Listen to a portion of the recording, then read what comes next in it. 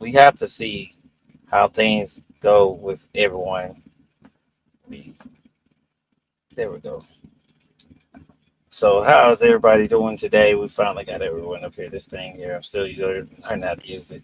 But shouts out to everyone down at the bottom. We got everyone on YouTube here, and also X finally Final Boss has got logged into her X. So shouts out to everyone down at the bottom. Leave your comments about everything today. But let's talk it up today. Final Boss, we have had a interesting week coming up with these WWE releases. But first, we're going to talk about the signing of Alberto Del Rio. The re-signing of Alberto Del Rio and his history. I'm just going to go over a few things with Alberto Del Rio. When it comes to Alberto Del Rio, he was known with him and Paige. Him and Paige had um, a history of domestic violence. Some people did not know that. Um, with him and Paige, so everyone didn't know that they had that history together. So a lot of people didn't know that they had that history and stuff. But and also his just the re-signing of him was kind of strange. I kept asking you a couple times like, does WWE remember who he was or who he is? And I don't think they do. I don't think they did Final Balls. And it was really interesting of this signing of what they're gonna do with him and signing him. I know a lot of people was upset with this signing because they just let go Corey J and the Cora Jackson and all the other ones from previous history, and they was like, it's not fair that they was let go. But with Andrade Alberto Del Rio, I'm just gonna call him Alberto Del Rio because he's going by something else. That he was, people don't like that he's re-signed with WWE. They are really upset with him. What's your thoughts about Alberto? Do you feel like it's a good signing of him coming back, or do you feel like people deserve a second chance? Okay, so let's just start. Most people actually do know that he has a history with Paige. He actually had a history with someone else, and that's what really blew everything open. Where basically he was charged with a lot of charges, and one of them was kidnapping, and then apparently she barely got out of there with her life. And he was facing a lot of charges and a lot of years. I don't know what happened to the end of that case, but he was facing like a lot of years because it was kidnapping. And of course, with Paige, it was a lot of just emotional and physical abuse, apparently. He's been El Patron for a long time. He was El Patron back when he was in TNA. So we're talking 10 plus years, which apparently is still his name today. I have not seen him since TNA, to be honest, but I've heard that he's looked pretty much the same, and it's the same in ring, which is fine. He was very, very good in the ring. I liked him coming out and the way he said his name and the scarf and everything. But I don't know how I feel about him as the person, because the allegations that he had were very, very serious. Um, so I get that they bought AAA, and that he's over there, but I feel like that's something that should have been talked about before they acquired that company. Because now they're stuck where you're okay. Do we let him go or do we re-sign him? And it looks like, according to sources, particular Dave Meltzer, is that they have agreed to go ahead and take him on. Um, as you know, we've heard Paige is supposed to be coming in the next few months, so I doubt that's going to happen. Now, I'm pretty sure there's probably a restraining order. So that's not going to happen. I can kind of see why they would choose to go. I won't say choose to go that direction, but more so choose to go. We don't really consider Paige being a loss because Paige has that injury and she can't really be physically active in the ring, so they have to find her like a different role. So maybe they're okay with passing on her because she can't do anything in ring, at least at this time. But I don't feel like signing on Del Rio is the best option for the company, considering that his allegations are very, very serious, and it's very, very wide known of that. So I don't know how they move from here. I don't know if they plan just to write them off eventually, or just to try to be bygones. But that to me is very distasteful. Well, we and someone said in the comments just now. Shouts out to Seth P. He said that Alberto Del Rio is one of the Triple A's majors mega champions. He's a top champion. I did have a conversation with you. I was like, this is one of their top champions, Fundaballs. He holds their, I think, heavyweight title over there with them. So he holds their prestige top title. Yeah, I'm with you on that. I don't like the whole idea of the rehiring when you have this domestic violence case that was on him. That case didn't go well. That's the reason that led him to getting fired. He couldn't barely get a job. He was out of a job for quite some time. I think he left WWE for a while. It's been a while since he was in WWE, and he just actually got back with a company which was Triple A, which was a low company. It wasn't one of these big major companies. I think that's the reason why AEW didn't um, get him, because if you remember, Paige was over at AEW. I think they're probably playing their cards because we did talk about it one time in our X space on Talk It Up about the whole thing with Alberto and Paige. We were saying that maybe Paige will never even come back because she's so injury prone, and that could be a reason. They were saying a lot of people with these releases, they were so injury prone. They had a lot of injuries and injury histories that that's the reason why they let a lot of them go. When it comes to Alberto, I feel like some people would deserve a second chance. I don't know. I don't know if you heard Final Boss. He did attack a fan, but the fan did throw something at him at an event. This was before WWE required Triple A. I don't know if you had seen that. Did you see the video? But he did attack the fan. They did suspend him for that. So yesterday, if I'm not mistaken, because I did see the video on X, he had a championship match, and they let him keep the title. And then right after that, we got this news that he's re-signed with WWE. So is this just a tale of them showing that they have no regards with to women, or do you just think they're just playing their cards and seeing how it's going to go? If they are going to get Paige back, will they keep him or will they let him go? What's your thoughts? I mean, I don't think it's about disregards to women. I think they just signed AAA and are willing to take on whoever comes with them. I think that's as simple as what it is. I think we're making more than needs to be as far as how we're speculating about why they took them. I think they just took him because he's on the roster. He's their champion. They acquired the company, so therefore they acquire all the baggage that comes along with it. Yeah, it's really kind of strange how this came about, because we've been talking about it for the last couple of days. We'll have to see how it goes. I seen some more list of names that they acquired that I'm from around hearing they was with WWE too. So Roberto Del Rio is not the only person that's getting re-signed by WWE. There are many other wrestlers that are resigning. Like I say, these guys, they have to feed their family, wife and kids, and this is their moneymaker. So I mean, people change. We all made mistakes. I don't think Alberto was young when this whole thing happened. I think he came into another altercation with someone else, almost the same thing again, if I'm not mistaken. So this is not the first time we have heard some things about him. They have had troubles with him, and as much as TKO is like strict, it seems like they are. I don't think he will stay with them very, very long.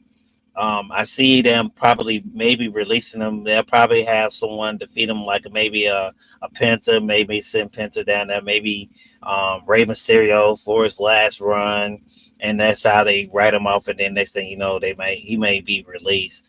I don't see them keeping him for long. What's your thoughts on that? I mean, I think I already said it. I think we're beating a dead horse now. They clearly acquired him because he's part of AAA.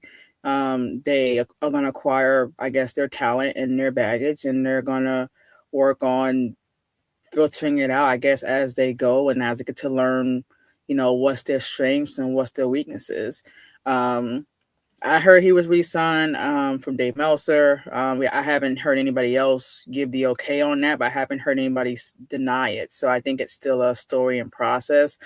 As far as who he fights, I mean, you could be right. He probably face another luchador, which is, I'm sure it'll be a great match. But do you really want that baggage?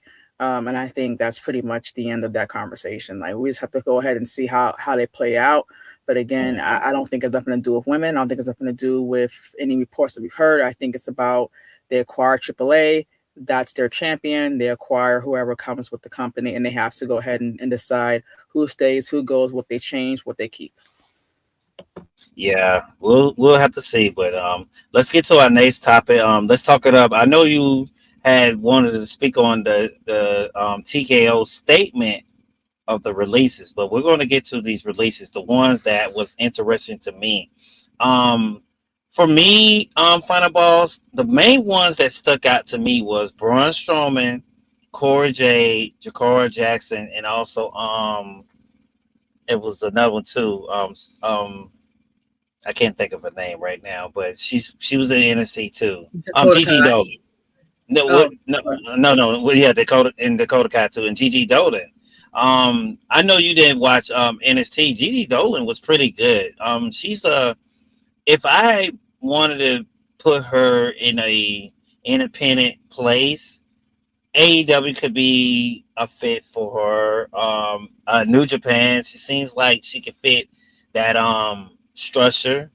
Dakota Kai, I think this she went through two injuries, and I wouldn't say she was injury prone because this is not ballet. This is not something that you're not. We're gonna wake up and say, "Oh, they're not going to get injured." You're going to get injured doing this because they're doing high risk moves, power moves. They're doing stuff that's dealing with their muscles and certain stuff where they're going to get into a situation where they could get injured easily.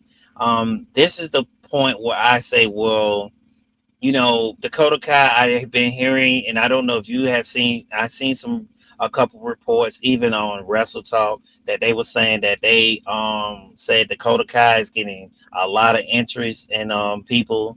Um, One of the people that she's getting high interest in is AEW. Um, I don't know. I know you probably got your list, but when it comes, I'm going to just give my take on if she goes to AEW, I can see her going there. You still have Mercedes Monet. She still has the title. That could be a person that they could get to dethrone her because Mercedes will have to go do her movie for Mandalorian. I don't know if you didn't know that, but Disney did have her in a series, and she will probably. She said she will be in the movie. I don't know when they're going to start taping that movie. They just announced that the movie will be coming soon, but I'm pretty sure that Mercedes will be one of the main characters that will be on that movie. So I feel like they will bring Dakota in, and maybe they will let her be the one to defeat her, and that's what will begin her push. Now, Jakara Jackson, I don't know.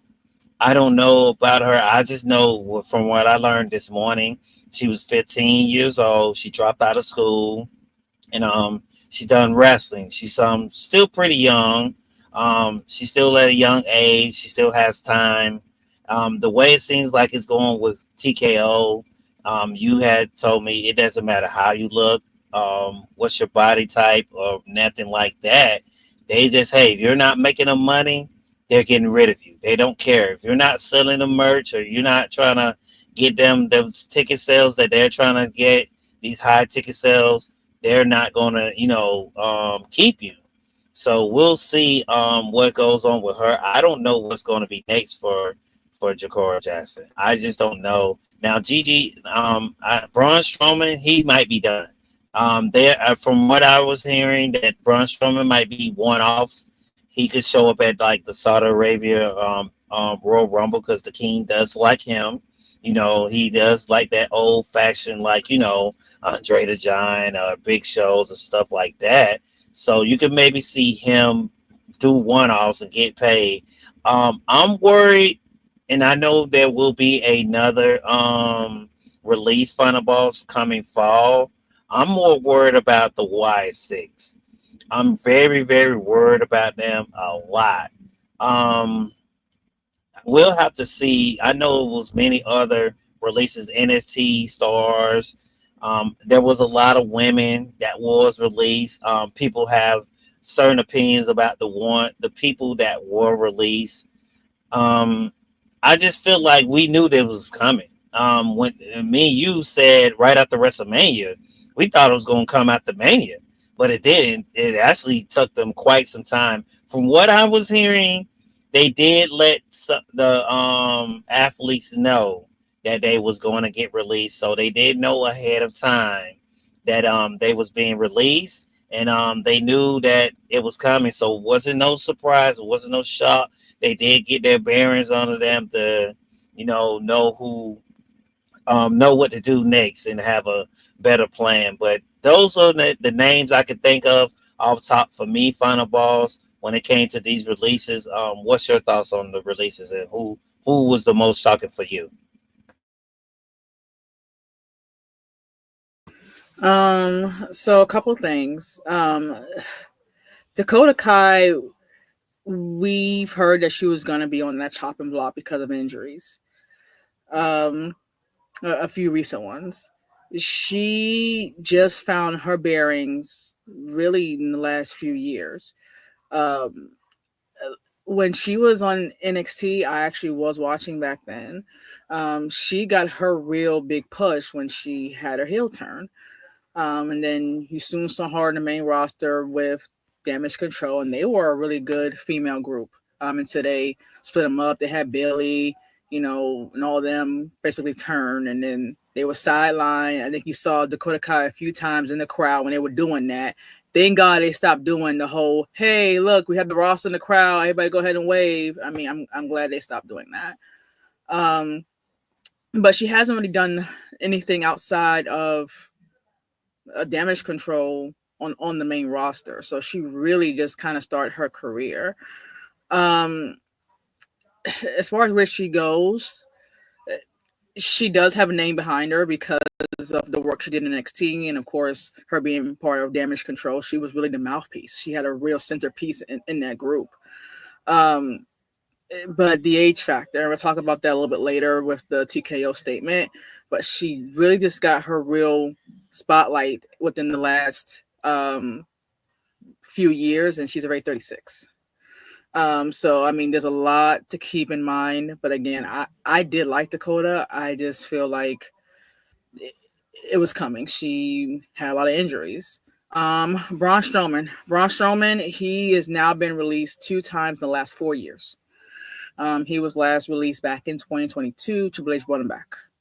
Braun Strowman was very big at one time. He was initially big when he was with the Wyatts. He was that really big guy. No one really knew who he was. He came out big guy. He did really well with them. He had like a really, really good run with himself, just being the monster among men. I think that was like his best run. He was very top star during that time. He was doing the choo-choos and running around the ring, and then it kind of fell when he had that mystery opponent, and it was just like a referee's kid as a tag team partner. I know you remember that. And then after that, he kind of fell down the card, and then they released him. They brought him back a few months ago. He got a little bit of a push. He was doing some stuff with uh, Bronson Reed, and then we didn't see him for a while, and now he's released. Braun Strowman, he's a big guy. He can move, but he has to kind of find his fitting. I think he can go somewhere else, and do great things. I just find it kind of disappointing that you have released him now 2 times in 4 years. That's you getting released, once every 2 years. That's really like your record now. You're not even making it a 5 year, 3 year deal. At this point. Um, I thought he was going to be pretty safe because they didn't put him back with the Wyatts when Bo Dallas came. They had him doing stuff with Bronson Reed. But unfortunately, we were wrong. So hopefully he finds something else for him. But for me, my biggest was Dakota Kai and Bronson Reed. I think those two stood out to me the most. I know you were a fan of the Party Girls. They let go of that group completely. Before I go back to you, my last one would be Shayna Baszler. I had a feeling that was going to come because they had, released Sonya Deville, and you haven't seen Starks in a long time either. Uh, this I like the story of Shayna Baszler because it is an example like Braun Strowman, how you can one day be up here and then you can be down here months or years later.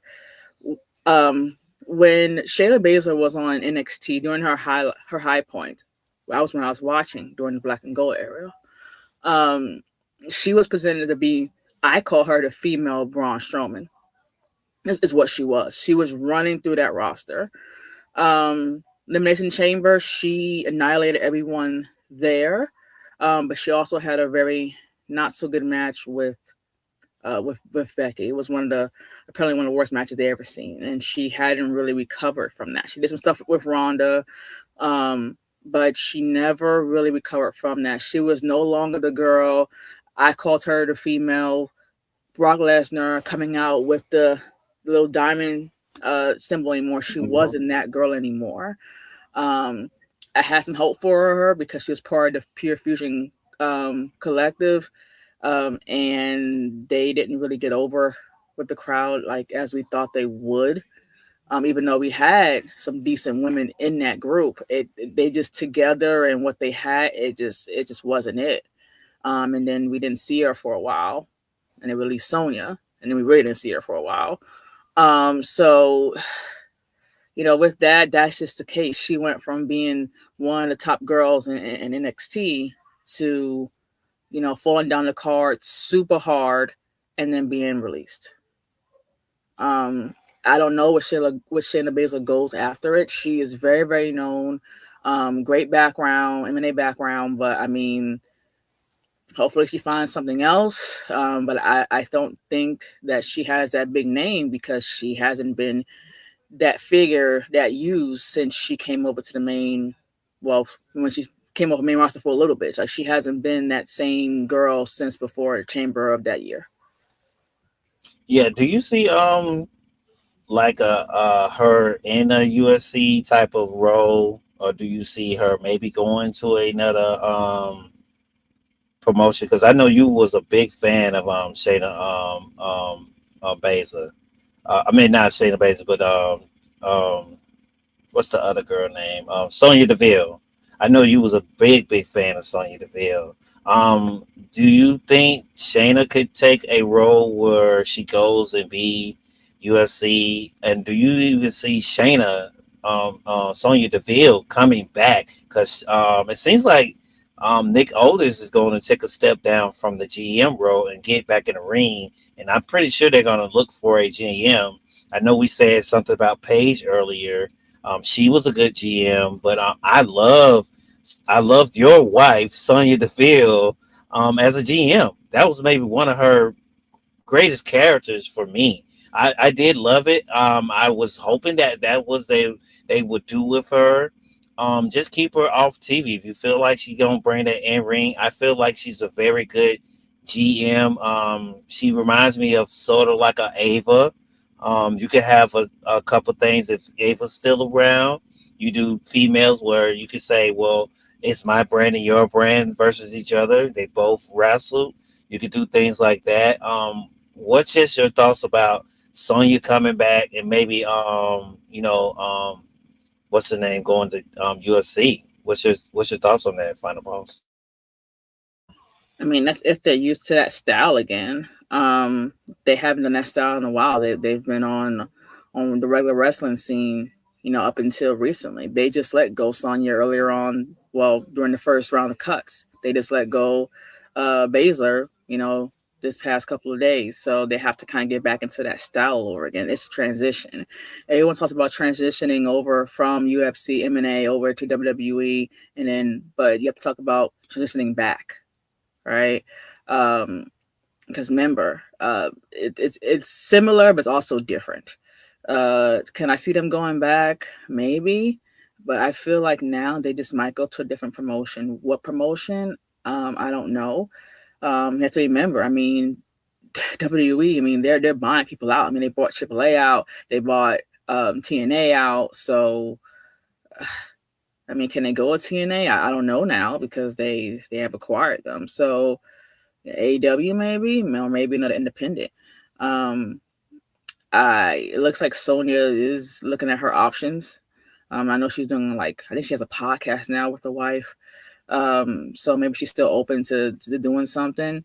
Baszler, she put out a tweet saying that there's never going to be someone like her. She's unique, pretty much what she said. So it looks like she's definitely going to be looking to actually go somewhere else. I don't think she's going to just sit back and just not do anything. Looks like she's said that she's worth everything that she puts out. So when that compete clause is over, I think she's on the 30-day non-compete. So we'll see where she goes. Yeah, and I don't know if you had found out. They said they let 10 to 12 backstage people go too, Final Balls. They said most of it was because of money.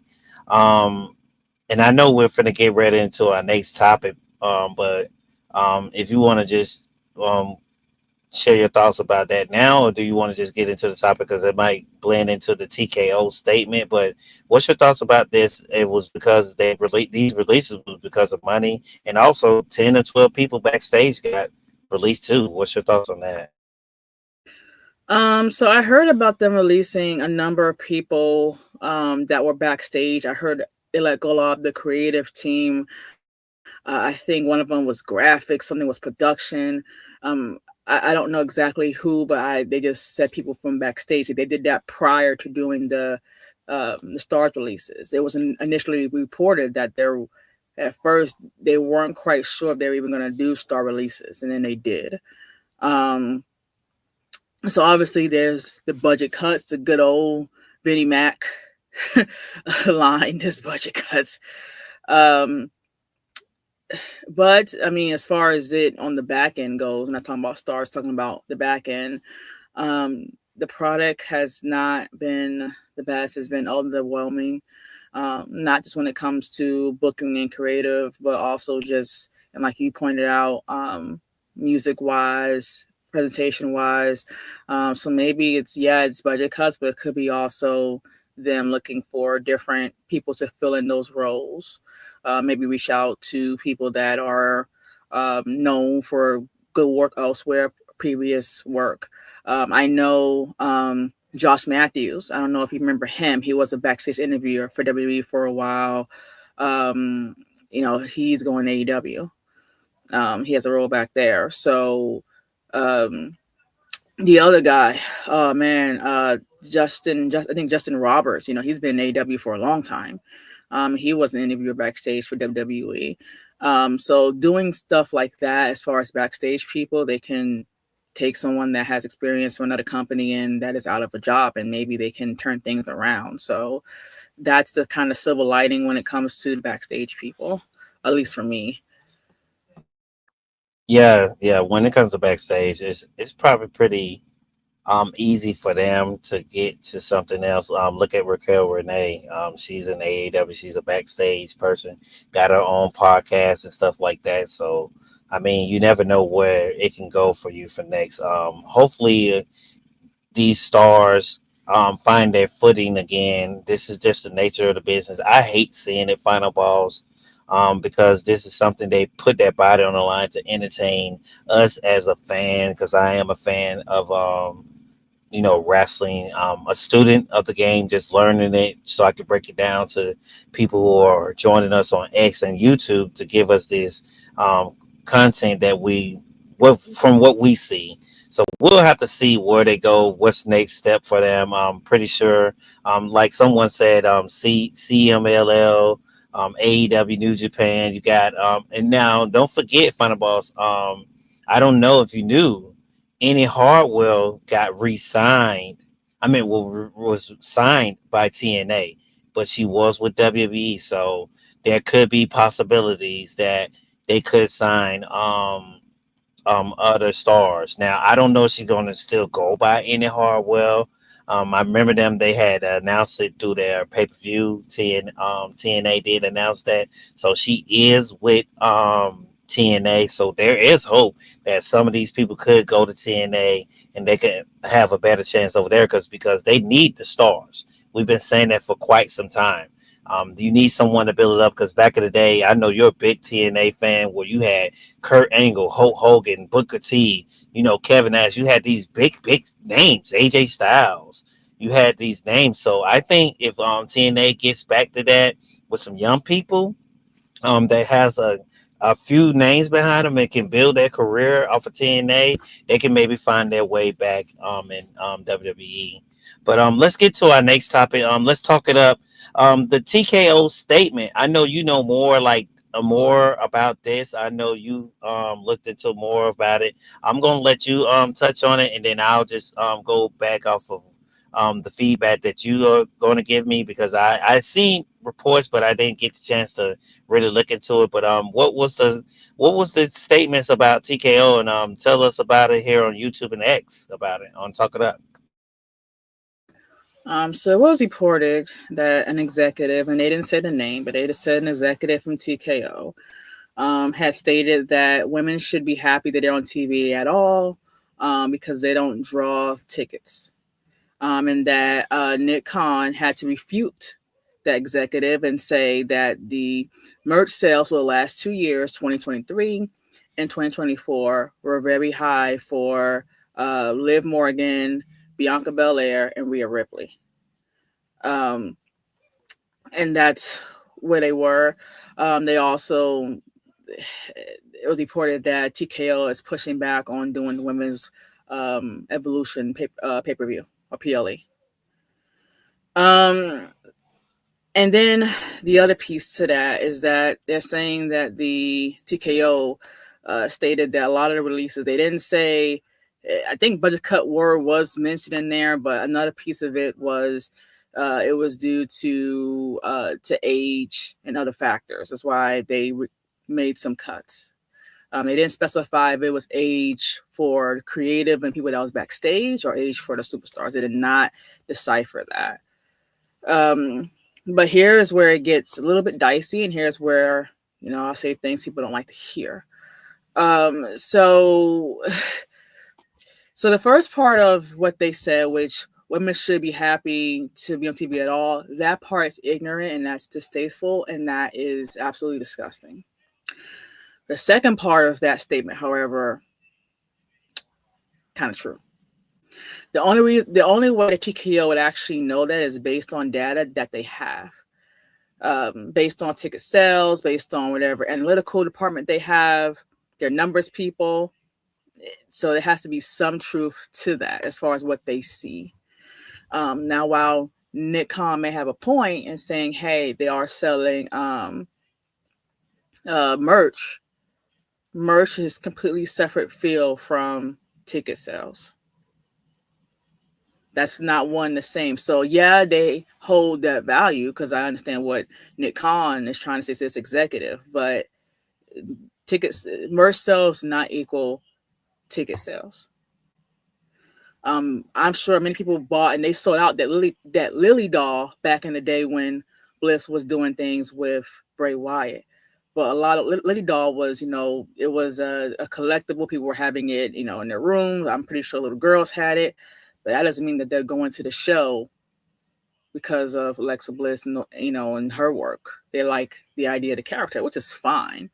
But you have to kind of understand where where TKO is kind of coming from. And then the age. So let's talk first on the age. So some people that released were older. Some people that released were kind of in the middle of that.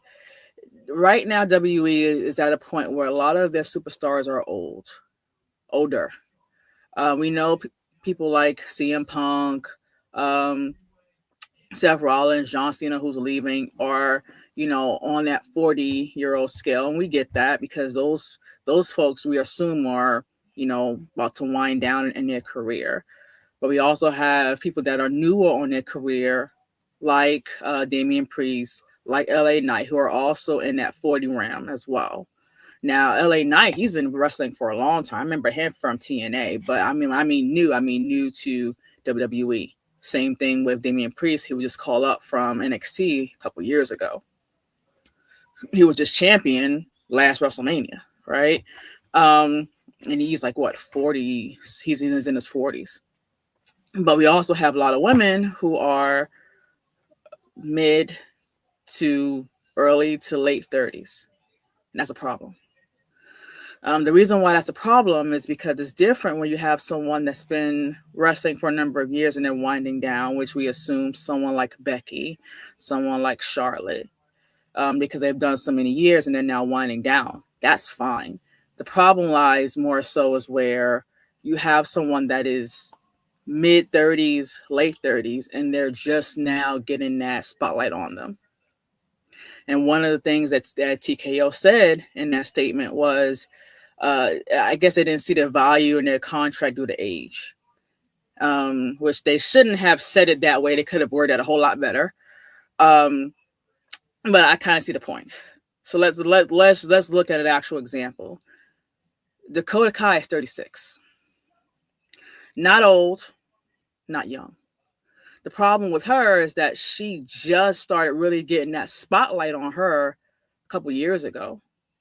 So if you want to look at it mathematically, well, most of the time when they sign these deals, it's like 2 to 5 years usually is their deal, right? So 2 years if you bargain in and you're not sure, they're not sure. 5 years if you're like they love you. That's like the Randy Orton deals and the Roman Reigns deals. I'm pretty sure it's probably like a Becky deal unless she decides, I'm gonna be done with it soon, right? But if you really wanted to go ahead and sign Dakota Kai for 5 more years, she'll be like 41. That's a problem, because now we have someone that is,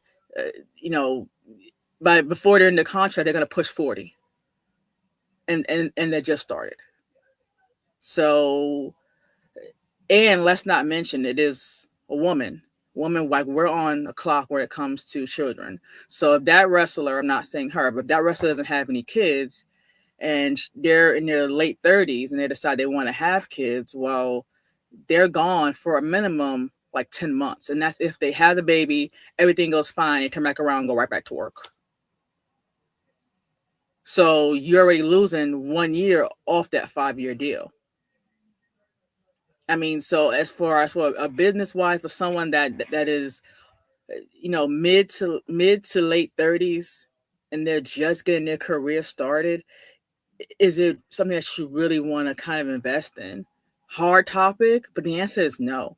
And we see that outside of wrestling all the time. How many times have you heard growing up, they want to hire a young guy at this whatever company because they want someone that can grow within the company and retire with the company? Well, you can't kind of do that if you have someone that's, a little bit upper in age. Randy Orton is a good example. Randy Orton started so young. And I think he's still the youngest champion ever. We still have Randy Orton full time to this day. Because he started so young. And those years, at least for me, flew by. Because now, what would be the opposite of him if he would have started at age 30?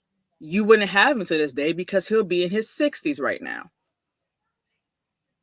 So even though TKO might say things to be very, very harsh, you can't just look at it and be like, oh, they said it. Well, let me go ahead and boycott them and hate them. No, understand the actual reasoning behind what they say.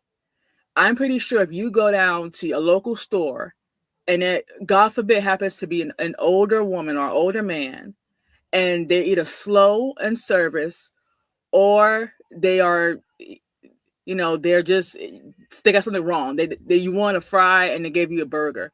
The first insult you're gonna say, or you're gonna say to yourself, is, "Oh, this old person done messed up my order." You're gonna say that, right? So I mean, Yeah. that's the mentality of everything. And then you're in a profession like wrestling where it is so physical. Like, you can't have women fight with pregnancy. Like, that's just an abomination, right? So they have to take time off if they want to have kids, which, like, we know Naomi wants to go ahead and do now. Because why? Because she's in those late 30s now. Um, so most jobs that are physical like that, they have an age restriction on them. You want examples in real life world? The United Forces, the military, they have new enlistee age requirements. FBI, if you want to be FBI agent, same thing. U.S. Marshal Service, same thing. Because those types of career paths are physical. It's the same thing for wrestling. It's a physical sport. There has to be some kind of thing with age, at least when you're first coming in as a newer star, or if you're just now getting that spotlight. Now, whether or not that spotlight is your fault because of when you get it, because that's on creative, and sometimes it's crappy when it comes to women. Most of the time, it's crappy. But I mean, what's the investment there? Do you really think if they sign Dakota now for 5 years, you're going to see her in the next 20 years? Because no, because she'll be how old? So yeah, I mean, they could have still used her for the next 5 years because she's, still young enough and she can still deliver. I'm using her, as an example. Um, but I guess TKO is looking at like the long game, who can kind of grow with the company. Batista is a good example of that. Batista, I didn't know, and I recently found out that back when Evolution was made, he was older. And he started really late. Batista now is 46. So what happened now? Well, he left for Hollywood and he had some other stuff. But we couldn't really grow with him. He would have started even later. Because you imagine he would have started at age like 40. Like, by the time he grows in the company, he'll be 70. I mean, so you kind of have to think that way when it comes to signing these people that are that old in age. I mean, so I kind of get their point when it comes to these people because of age, because they don't see the long term investments. They want to have stars that can grow until the next generation. Where, hey, I remember Randy Orton fighting when I was young, and he was like 20, and I was like, what, 10. And now I'm in the 30s, and now he's like 40 something, and I can still see him wrestling. I can still remember, oh, he did this, he did that. That's what they want. That's what they should want. They want someone that can grow in, become their legends, and they can eventually have them in the Hall of Fame. Like Undertaker. Undertaker fought till forever, right? Until he really can't walk anymore. What would have happened if he would have started at age like 40 or 50? He would have been gone a long time ago. So I mean, I get where they are when it comes to the age. Now, as far as ticket sales, right? So ticket sales, and I'm going to pass it on to you. A lot of people love the women's division. I like the women's division, right? Liv is great. And Liv also is a good example. Liv is like mid 30s too, and she just got her shine recently, right? But people love Liv, people love Rhea, people love Bianca, people love Jay, people love Naomi. Those are like your top girls, Nia Jax. But the average person wants to kind of see them in a great match while they're looking at the main event being like a really good men's promo segment or main event match. Most people are not going to buy their $300 plus ticket to just to see their favorite woman star. They just don't.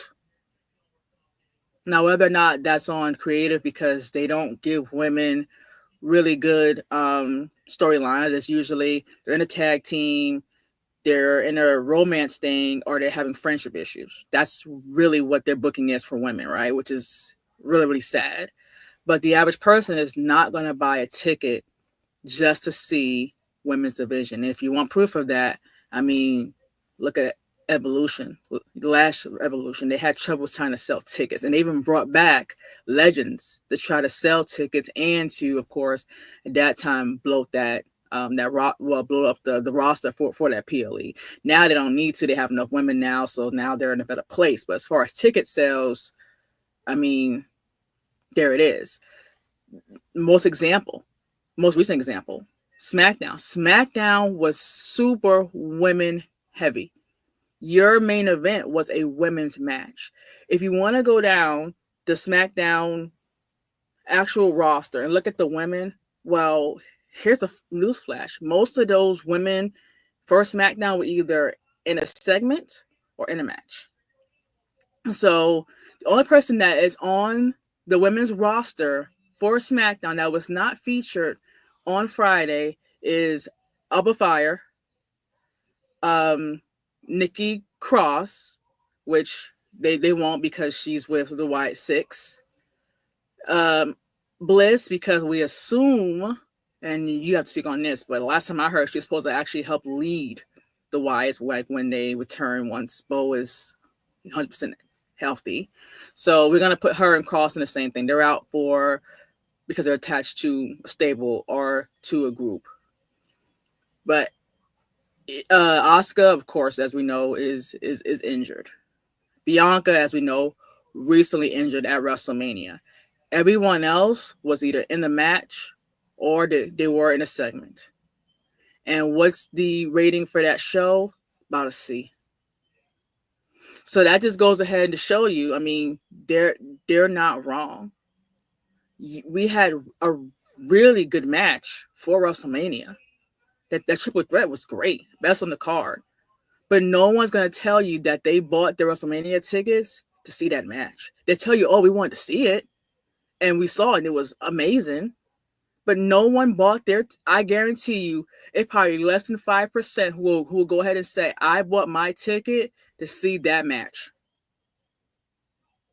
So, I mean, that's the reality. It's hard to hear, but that's the truth because it's women's sports. Now, there's great sports out there. There's tennis. A lot of women do tennis, volleyball, surfing, softball. A lot of girls do hockey. But your mainstream in Olympics, and that's kind of like a special occasion, and that's big though. But your mainstream sports for the USA, the sports that I can go into the store and get a jersey, a tee on, is basketball, football, baseball. That's what people typically want to see as far as mainstream sports, and that's dominated by men. Now, NBA a little bit different because the WNBA, and most people don't really get hyped about that. That's just kind of where we are. You know, women's sports is still very, very new. The women's revolution, which is just a few years ago, we should know that because Charlotte Flair held the Butterfly Divas title towards the end. So how long ago really was that? So we're having problems booking men, and we've been booking men in wrestling since wrestling started. We're just now learning how to really book women because they just started booking women a few years back. Before then, they was used as managers and to accompany men, which is okay. And for eye candy. That's really what they are. I mean, that's what a cheerleader is, right? A cheerleader is eye candy. It's the pump up the crowd and it's eye candy. There's no other reason why they should be there. They're not in the game, so why have them, right? But it's to pump up the team and for eye candy. Same thing when it comes to dancers. When it comes to basketball, it's for pump up the team, get them hyped. Bring a little mascot out there, which is great. Get them all riled up, get the crowd riled up, and for eye candy. Or else, why have them there? You're not in the match. You mean passing out Gatorade, I guess maybe, but I mean you're not. That's kind of where it is. So technically, yes, when it comes to booking women, it has been a number of years, but it's still kind of new. If you're struggling to book the men to this day, and Ben has been wrestling since wrestling has been wrestling, what do you think is going to happen to women which they're just now trying hard to book? I mean, we're used to having mud matches and pillow fights and stuff, right? Like just a few years ago, lingerie matches, the Kelly Kelly expose. I mean, that bad, real bad. How they had it on TV, God knows how, because that was bad. And they had Jackie over there with a thong on, right? Also, real bad. And here's the thing, also age. So we have women that are mid-30s, late 30s. Now, whether or not, because I did hear a report that when Triple H first came and took over, that he was okay, or maybe wanted with executives to be more provocative and their attire, the ring attire. He was either okay with it or they were trying to push it. Now, whether or not that's true, that's a whole separate thing. Or if the woman just wants to wear that because they feel comfortable, like Jade. Jade, her outfits are provocative, but most of that's because she's so muscular. It's to show off all those muscles that she has in all those places. It's really to show that. That's why most bodybuilders are like in thongs, because you're supposed to see like the muscles. So that's kind of the idea behind that. But how are you going to have these women overly sexualized in these outfits and they're, up in age? That's the reality of it. And don't say it's not true, because Liv Morgan was the one. Now she has calmed down the last few months, but before then she was crawling around ringside with the butt out, which is fine. But are you still gonna want to have that when she's, and now she's like 34, I believe she is. But are you gonna want that in like 7 years when she's like in her 40s? Is that really gonna get over? No. So these are the hard topics that someone has to go ahead and really talk about. We can shit on TKO, especially with their prices, but they had those opinions because that's the data that they have seen. I just wish they could have said it better. I wish they were more open-minded about how they do it. They could still use these women in different ways. They can use them right now until the end and work on bringing up your new people from, LFG and, ID and all this stuff. And they can still use the current roster. They can use them until they want to either go or retire or whatever. But at the end of the day, that's where we are. So I'm done on that. I don't know if you have any thoughts about the age, about the statement, or about just in general when it comes to TKO and their positioning on how they view everyone. Well, yeah, I do, and it's good that I'm so glad to have you as a podcast colleague, because you're a woman. You would know more about it and can speak on this more than me. As a man, me, I remember those days. You had Sonny, you had Jacqueline. They was out there damn near naked fireballs. You had women lifting their shirts up, showing their boobs. This was, and we're talking about attitude era. This was the attitude era. This is the way they was presented. You had them doing the matches in the mud, like you said, pillow matches. You had them doing bikini matches. And now we're here, where we're in an era where these women, they have came a long way. and this is just me in my opinion, because you're right to your opinion. I feel like they have came a long way. They don't have to do these things no more. They don't have to go out there in their bikinis. They are showing skin, but it's not as much as they used to show back in the day. Because if you go pull up a Jacqueline and Sunny YouTube, they are naked. You see their asses out. They're naked. I know somebody told me that. Oh, you always think somebody's naked. They were naked. That was naked. You could see actually the body parts of their body parts. Um, and back then, that was the nature of the business. You had someone else running it. That's the way he felt it needed to be ran. And you when it comes to, I think we have to blame ourselves as IWC people, not just on X, YouTube, or whatever platform you want to say, that we kind of said to ourselves that we wanted this. We wanted women to be in the main event. We wanted women to be featured more. We wanted women to do more. And I think some of it has to do with booking. I think I'm the main one that says it a lot. If you book someone the correct way, you can make a star. Look at Becky Lynch. It took one moment and boom.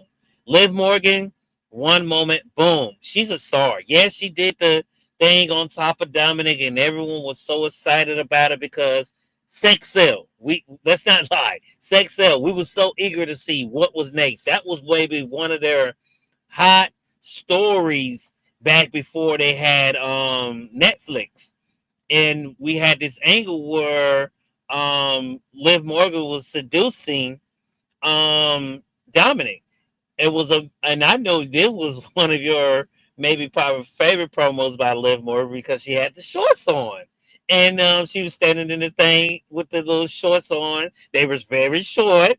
She did the turnaround where she showed her ass, and she was seducing um Dominic. And us, I'm gonna speak as a man. Yes, that's something I'm like, oh my god, ooh, what's going to happen next? And they did it right. Dominic said something in Spanish, sent her off crying, which that was the whole plan all along.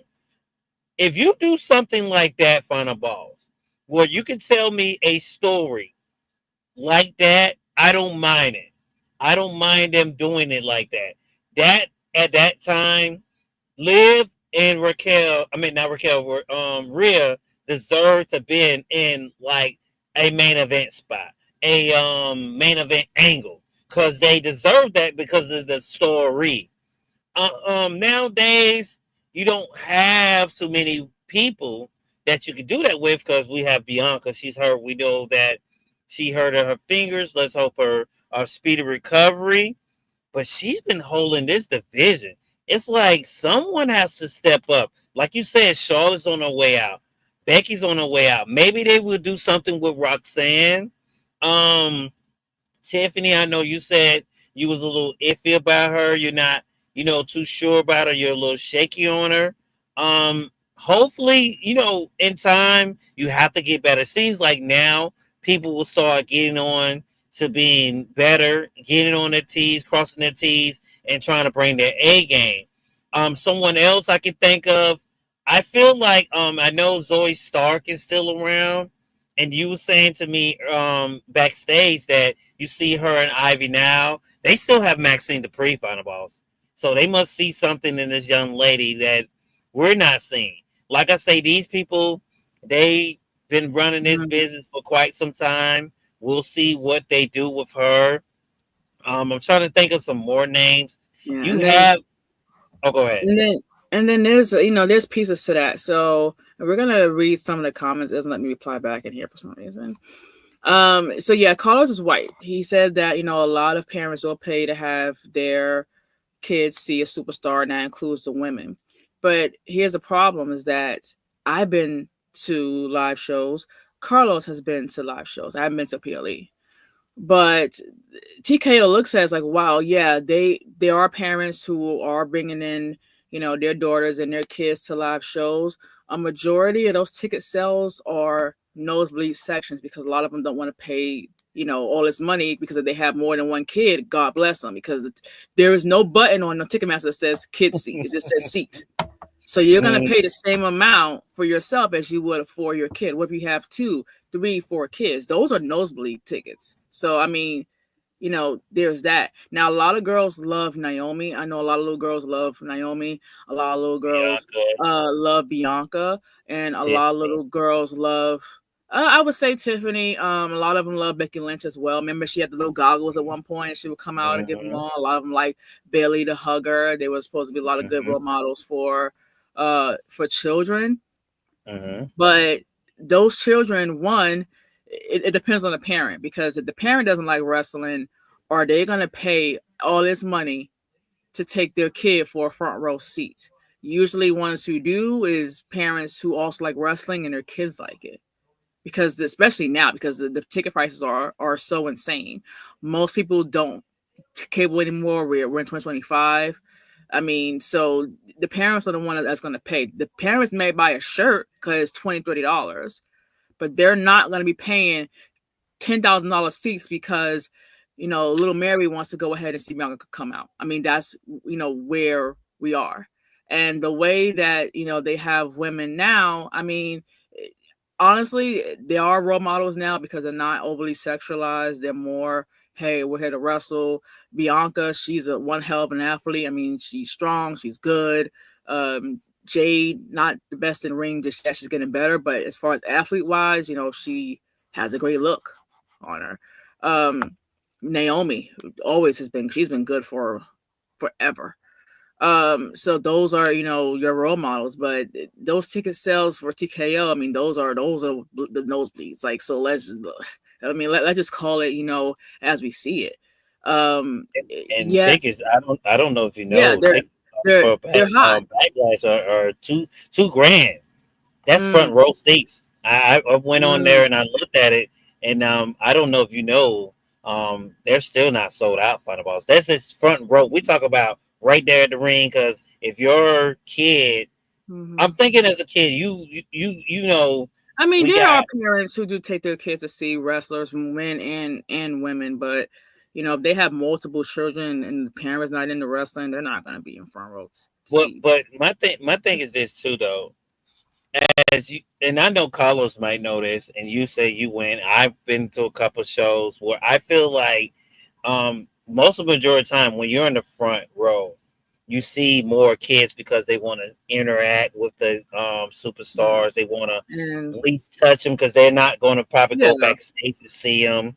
And Hmm. that, I think that's the things that And they want to see. But when you got $2,000 tickets to get that mhm, row, the parent is like, "My God, I because know you like it, because there's even if no they're kid not in it. seat. Yeah, it's There's too no. much. It's It's a not like a bargain. theater. It's not like a Yeah, theater. Theater has yeah.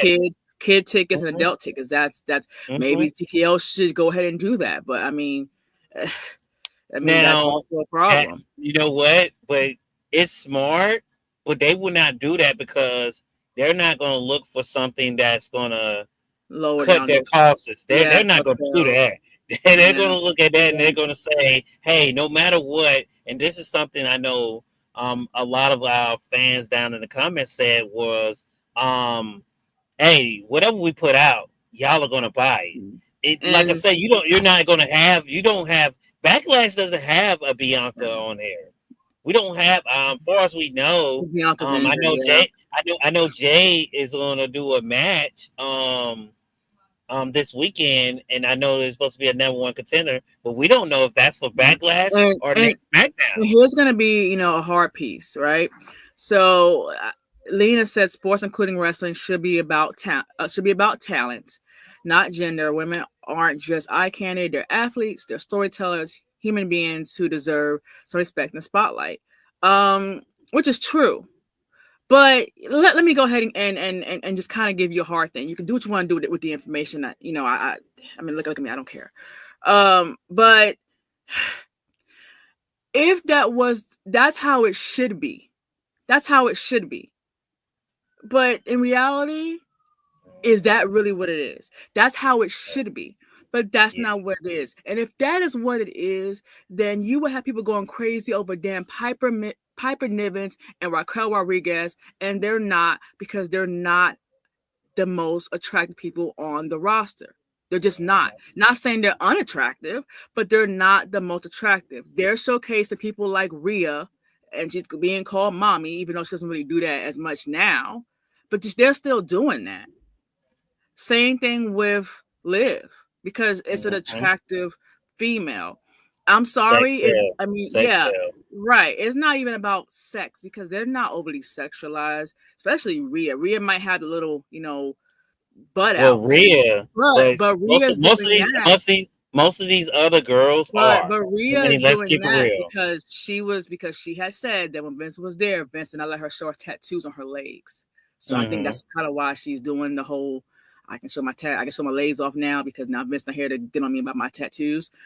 Um, so I kind of get that. But I mean, hey, this is what it is. I mean, they want these people to be, on the poster. That's why you have people like Bianca's on the poster. Hmm. That's why they have, them taking Jay. regular, or Jay, or having them taking these types of pictures on social media to, yes, promote tickets, their product, but also because it's an attractive person that is also very, very talented. They want the combination, of both. If that wasn't the case, Samantha Urban wouldn't be what she was. Mandy Rose wouldn't be what she's doing now. So hey, if you weren't born attractive and you can't get there, sorry, but I mean that is where we are. They ideally And, want someone that is attractive and now a bodybuilder, and that can be very, very good. Most people, and we've been on spaces, Jade comes out there, she looks great, and here comes people saying, here's a beautiful woman fighting, here's Naomi, a beautiful woman fighting. That's where we are. I mean, hey, and then and we have poor people and like Tiffany getting Botox and plastic surgery, and she's in her 20s, which is crazy to me, right? Because she wants, that image. And I'm gonna say it again. Don't care how you feel about me. I can care less, right? You don't pay my bills. But I mean, I could have swore that maybe not. Well, the previous SmackDown, I know Jay came out there fresh out of a Botox injection in the face. I know that because she came out there. She had a surprise look on her. She cut that promo. That is signs of a Botox freshly done injection, because that's what it does to your face. And Jade ain't old, but that's the stigma. She wants to, look great while she's being a good performer. I mean, that's kind of where we are. Same thing also for men. A lot of these, Vince Love had no big meaty guys back in the day. You know how Vince was. yeah, Vince wanted you to be yeah, big and meaty, and unless you were like a spectacle, like we were like really, really tall, like a Big Show, yeah, or like Mark Henry, then he was fine with it because you're more of like an attraction. But if you weren't one of those folks, they wanted you to look a certain way, uh, for posters, for looks, for accolades. I mean, that's how they wanted you to look. That's why you had all those big guys. I mean, that's where we are. We already know how he felt about poor Bray Wyatt. Like he wasn't happy with the weight that he had. And that came up. That's why he had Husky Harris and all that stuff. Small thing people don't know is Eugene. When they brought Eugene back, you want to know why they let him go? Because they didn't want fat Eugene. That's the words that came out of Vince's mouth. So mm, I mean, it's not just about women. It's also about guys too. It may not be man, about the face, but it's about the physique of how they are, and it also determines their class. Are they a cruiserweight? Are they a heavyweight? Because it's based on how they look, how much they weigh, things like that. Are you a tall guy? Are you a short guy? Are you more speed? Are you more power? I mean, this is where we are. Same thing with Roman. We all love Roman. Well, most of us love Roman, yeah, because he's great on promos. He's great in the ring. But you go to a woman's profile, and what are they going to say? That Roman's so attractive. Same idea, right? I like The Rock, yeah, because I love him on the mic. I just love him. But why? Because he's attractive. I mean, if you say that that's not what it is, then you're lying to yourself, and you're probably not the best looking person out there. I mean, hey, you can love me, hate me, go ahead, block me, delete me. I don't care. I don't talk to you anyway. But that's really where we are. Well, I feel like we're at we're in the era because I'm old enough to say that I seen it change. You have where we went from the smaller looking women back in the day to now you have women that are getting the BBLs, the stuff done to their bodies to look the part to get these jobs that you were saying that you got because you got corporations thinking like this where you're not you have women that are out here thinking they're not pretty enough or they're not they don't have enough of what it takes to be in a higher position or get to a higher platform or where they're trying to get to. So they have to do these things. They have to dress a certain way. They have to look a certain way. They have to do stuff to their body to get to a certain spot when men don't have to. And that's true. And this is the thing I say is um, I know the NFL, and I know you don't watch football. The NFL did some a smart marketing tactic, but it backfired on them. Where they used Taylor Swift, and the reason why they was using Taylor Swift was not just because she was dating an NFL player. They was just trying to get young girls to start watching football. And I think my question for you, Final Boss, is there something where we can use someone or somebody maybe not who's not a wrestler to maybe get more women because you are a girl and you know something that'll have you saying, well, I know you're looking for the Rock, but just something where you be like, oh, okay, they got her on there, that's pretty neat, that might have me watching a little bit more. Is there anyone in mind do you think that will have you think have the kids have that mindset like that, or for you to have your mindset like that where you'll be like, okay, I will watch it if this person was on there. So before I answer that question, so men do things to their body, but it's different.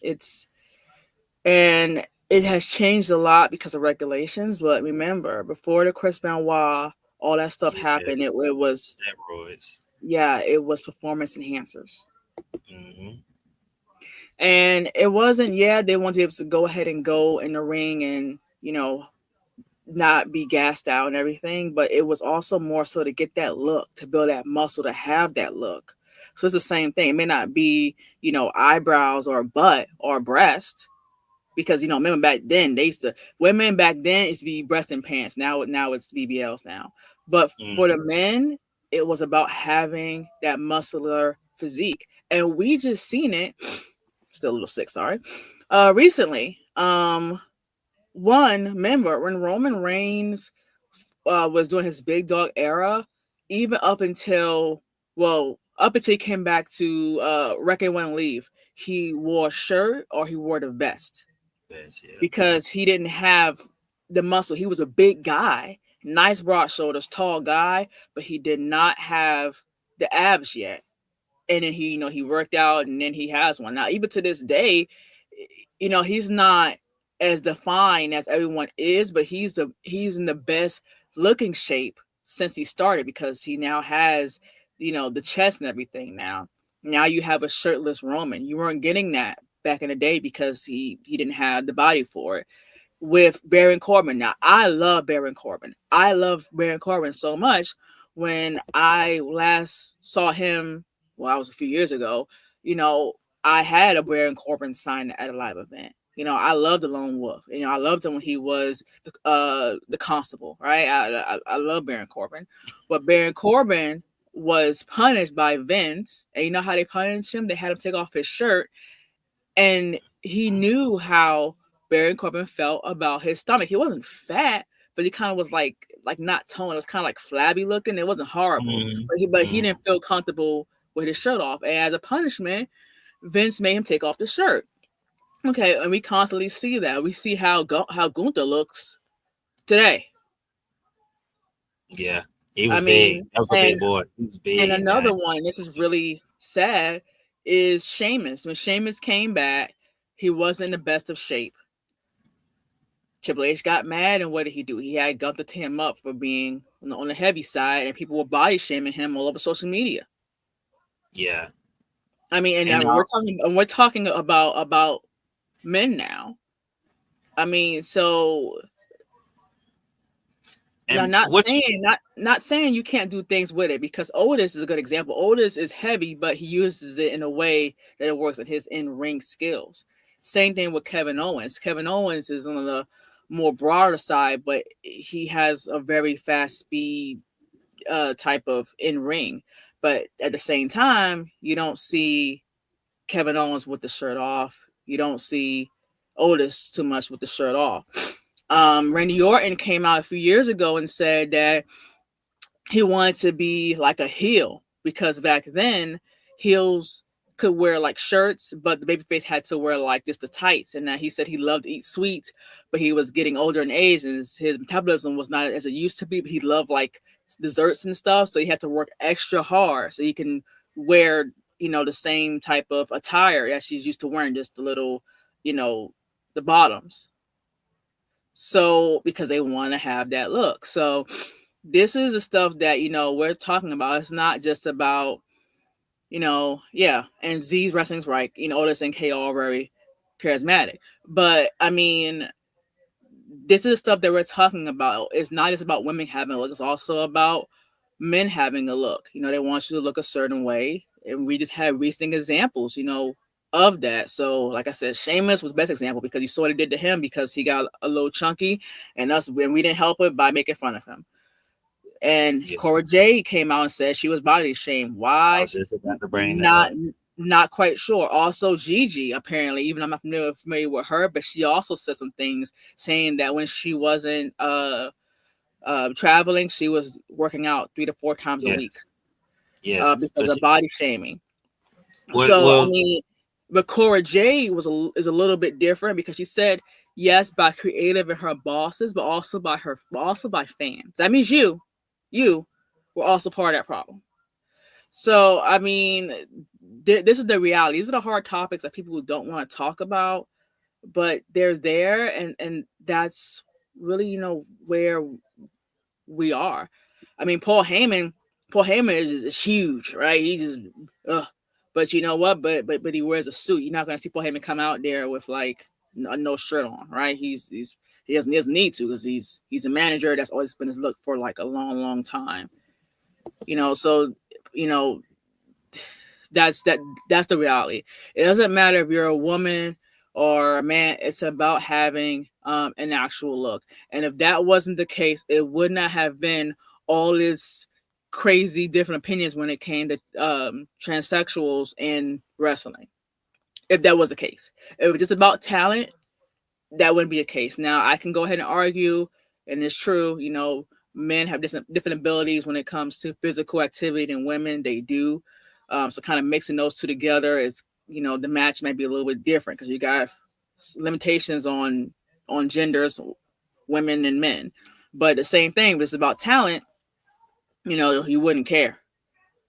Right. So how would you feel if you're not, if you're a straight man and they had a transsexual go out there and fight under a woman, and they never told you, and she happened to be a very attractive transsexual, and she never told you, and you were a big fan, and you found out 5 years later? How you think that would blow over, if it's just about the talent? ooh, that would not go well Exactly. with PR So team. for all that kumbaya stuff, you can hate me if you want to about, oh, it should be about talent. That's how it should be, but that's not the reality. Yes, yes, and that's Um. true. So hey, it is what it is. It's unfortunate, but I mean that's how we think as humans. That's Yes, the ideology of being a man, being a woman, being attracted to opposite sex, same sex, both sexes. That's just how it is. Unless you're asexual, right? Um, as far as your question about what can they do to bring eyes to the product, maybe young people, maybe women in general.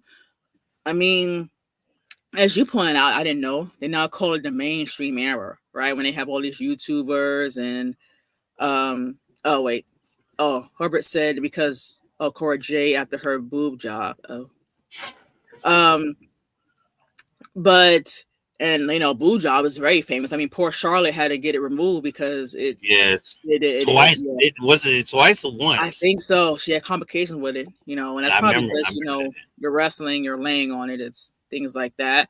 But a lot of them have different things. I know a lot of people said that they loved Nikki Bella because she had a small boob job done. You could tell Tiffany had it done, obviously.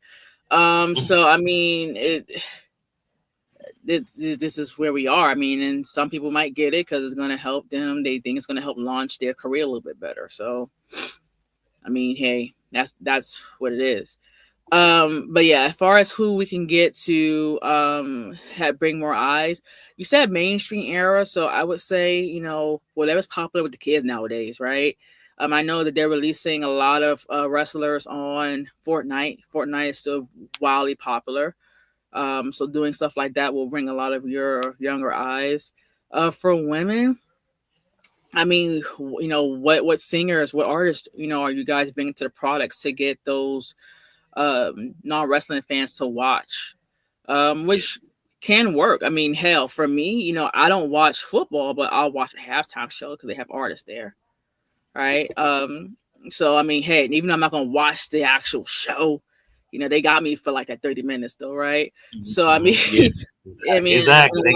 You said yeah, that's still a view. That's still yeah, one of their. that's still a view, Yeah. right? And so I mean, doing things like that, which they are. I mean, they're bringing Cardi B for SummerSlam. So people who are a fan of her and her music, of course, are going to at least watch just to see her because she's making an appearance. They had Sexy Red there a number of months back, so those who are a fan of her and or her music are going to watch. Just for that. So bringing celebrities can work. They had Travis Scott there. For those, I'm not a fan of Travis Scott at all, but for those who are a fan of Travis Scott and or his music, are going to go ahead and watch. I'm pretty sure they'll release a few people who wanted to see him come out WrestleMania because we knew it was going to come. For those who are not wrestling fans but like him and his music, they might watch it to see him come out. Mhm. I know back in the day they had Jersey Shore people come. They had Snooki be in the match. Snoop And Dogg. Remember yep, that? Snoop Dogg. Yep, they had that. They had Floyd Mayweather. Mm-hmm. Um, they had um I think did they have Mike Tyson at one point? I thought they had him there. Mike Tyson. Yeah, he Yep. showed up. You had LeBron James, but that's when he was young. He Mhm. was he was in Cleveland back then. He wasn't the star he is now, but they did have Yeah. him on there So once before. yeah, so bringing in mainstream is definitely gonna get eyes. For me, hell, they got to bring the Rock out there. Want me to watch? Bring the Rock out there, I watch it all day. Bring Adam Pearce out there a little bit longer, I watch it all day. Well, Um, somebody in the comments said I Speed. No, you're probably not too familiar with him, but that was one mm-mm. of the um people that used to be on Twitch. He has a lot of Well, Twitch followers like Kai. mm, I'm trying to think of a female, maybe someone I on mean, I can X see or them doing YouTube. Taylor Swift. Say, Taylor I Swift don't has know. a lot of backing behind her. I don't Uh, know the NFL guys, so it's like, will they Well, pay her? what Will I'm they saying, give if her they that much could, money? if they would have bring her, if they would have bring, um, maybe a Beyonce. If they could bring Kendrick Lamar. Oh, jeez, that would be I big. mean, I'm If not they saying can, that if they they, can pull it, but if they could, yeah, jeez, it definitely bring that would bring eyes. that would bring some eyes to the product. But I think only thing about that is the money balls. Yeah, You they're know, expensive. They're expensive. they're expensive. Now they could be, some of these Oh, releases and they could have be Mr. because Hutchins. John Mr. Hutchins. Well, Mr. Hutchins. Now, this is an interesting case oh because yeah, I forgot about her. Yep. I know Hutchins from Disney Channel, right? Because I grew up Hmm. with her.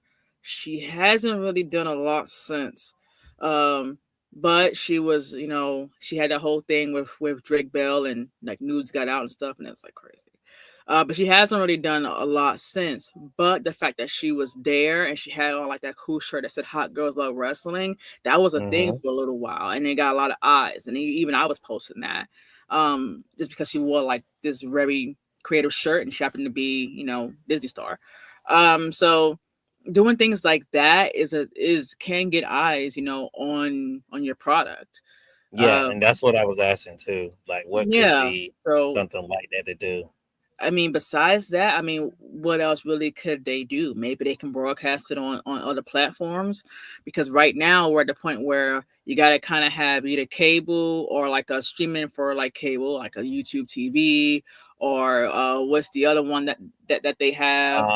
They got It's they like with got an S. Twitch, they got Twitch, they got um Well, yeah. So, TikTok, but they got a well, lot no, of different not things. that, but like right now, as far as like those cut cable apps that they have besides YouTube Oh, TV. it's a lot of them. Yeah, It's yeah, a yeah. lot of them So these you have to days. have one of those plus Netflix to watch wrestling right now. So you Hmm. gotta have two. But if they were to go ahead and broadcast at least one of those shows on other platforms, maybe they could. Now they had Speed on X, but it's Speed. Well, what if they had maybe, SmackDown also on X or on YouTube? I mean, they can, it would get Ooh. more eyes on the product. The problem is Well, that the money. the yeah. Well, not just Mhm. that. Yeah, they'll lose. Fox will probably start losing people because then you Mhm. got people will stop probably paying for the apps because hey, I can watch it free on Yep. X. And Mm-hmm. that's what then people gonna because like I say, things cost money. We just talk about Mm-hmm. tickets. I remember WrestleMania tickets was like 10K. More, Like I told you, more, I looked at 30, Backlash tickets. It was like 50. 2K for the front row. Now, don't get me wrong. Mm, For the 100 seats was like mhm, $600. Now, for me, I'm a single dad. I don't have kids. I have a wife, but still, if I wanted mhm. to bring me and my wife to a show, I could do that. $600 not bad. Matter of Right. fact, no, that But was you have no, other that people. wasn't Backlash tickets. That was SummerSlam tickets. My Oh. bad, because that was Oh, okay. combo tickets. So that was Okay. like two tickets. So for me and her, that's pretty good. We was going to have some good seats, but like you say, it goes back But to you gotta be thinking about the the travel kids, though. The travel the expenses too. traveling. Yeah, The traveling. It travel, the all time off depends of on work. how close you are, because I'm a little close to St. Louis. It's still a ride, but it's a little close to getting there. Is Mm, that too? Gas. You still got to pay for gas. Maybe we're mm-hmm. gonna Stay, sleep there hotel, because stay, yeah, stay. it's 2 nights. We Taking still time want off to work to eat. get there. Yeah, Yep. exactly. So they have to. I don't Food, think they're looking into all that. I don't. You had travel said expense.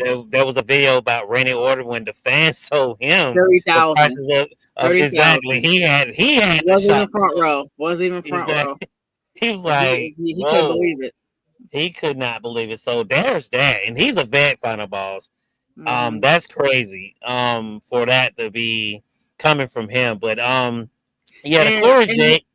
Oh, go ahead. And here's another thing is that a lot of people, TKO, they have these crazy high prices on tickets. They're having these not so PR way of saying things. Even though some things has a point, they should be written a little bit better. Like they didn't have to put should be happy to be there. That to me is disgusting. Whoever said that line, he needs to be reprimanded for saying that. But I mean, think about it. Would it be better if they would have sold the company to somebody else? They were considering, before Vince retired. Um they were considering selling to Disney. Now, could you Yes. imagine how that would have been? That would have been super PG-13 era. Super. Because because Yeah, that's right. because look at their other products. I mean, yeah, Disney has Mhm. changed a lot since we were young. They are doing different things that's more geared towards adolescents, the older teen, but it is limited about what we can do. Exactly. So imagine that. They also talked about maybe selling it to Peacock. Well, I don't know if you know, but Peacock is bankrupt because NBC is not doing so well, and I'm pretty sure once the deal is done with WE and Peacock, you won't see it anymore because they did file for bankruptcy last year. So so what company could they really sell it to? Um, TKO. I mean, and every company you have is gonna have their stick. They're gonna have their wants, their investment. I mean, we know from the Pat McAfee show that TKO was not happy with chamber sales, so they called The Rock in because they weren't happy with the sales. Mhm. But we also know that Netflix doesn't have anything to really do with the creation of Raw. They don't touch that. Mhm. That's on WWE. They want the game from it, but they don't touch it. So most companies are going to have their own stick, their own legality, when it comes to stuff like that. So even if we didn't have TKO, we would have had another company.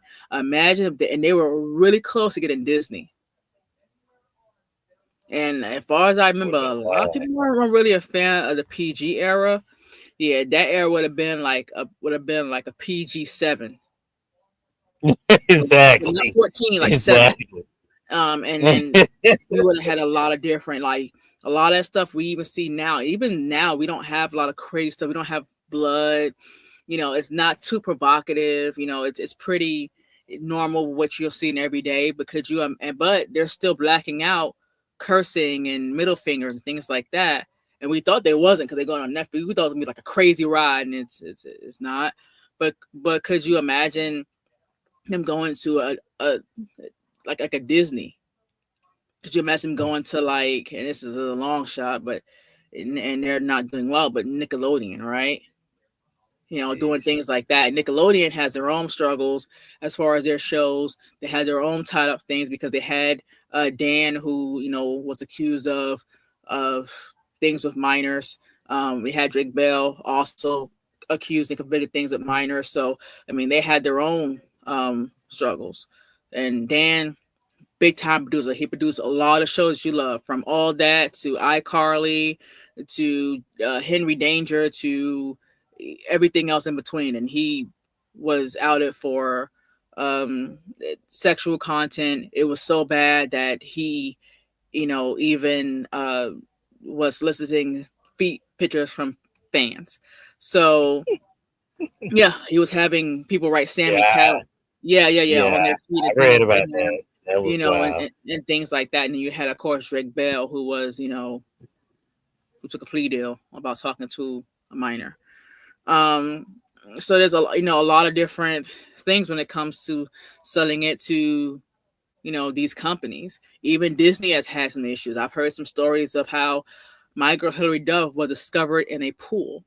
And then of course we know the story of a lot of past Disney stars. We had famous Jet Jackson. He committed suicide. We had the guy from That's So Raven, Lando Brown, who's going through his struggles.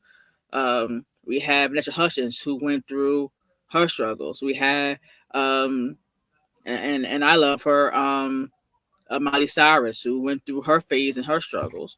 Um, so these were Disney stars. So no matter what company you sell to, I mean, you're going to have something tied to them. But TKO in particular, high ticket sales, and they just want tickets and money. Tickets and money is what they care about, which they should. They have investments on the table, but they need to work on how to get there and do it the right way. One thing I will say, and I'm going to pass it back to you. I know you had some comments about Cora J. Um, is according to you, they plan to cut down on like social media use when it comes to stars. So I like the idea of interacting with fans. I like people getting follows. I feel like that is a way to get eyes on the product because they're interacting with fans. What I don't like, and what I think TKO is also seeing, is that you have all these hours of television and then you still have to go back behind it and do more work on social media. You should have enough time to put that into the actual TV time. I should have to watch 3 hours of SmackDown, 2 hours of Raw, and then go online and then see Naomi post something with caution sign about Jade. That should have been part of the program that was on TV. Like, I had people tell me, "Oh, Naomi said that." Also, I don't care because it's not on the show. I mean, it's not going to translate into the show. They're still going to have the same feud that creative wanted for them. So, I mean, why do it? Why care? I get they want to carry on the character and the story, which they can, but it shouldn't be something that they just rely on all the time. I think that's just it's just lazy booking on WWE. They should have all of these great lines and great promos and great little things to be done, on screen.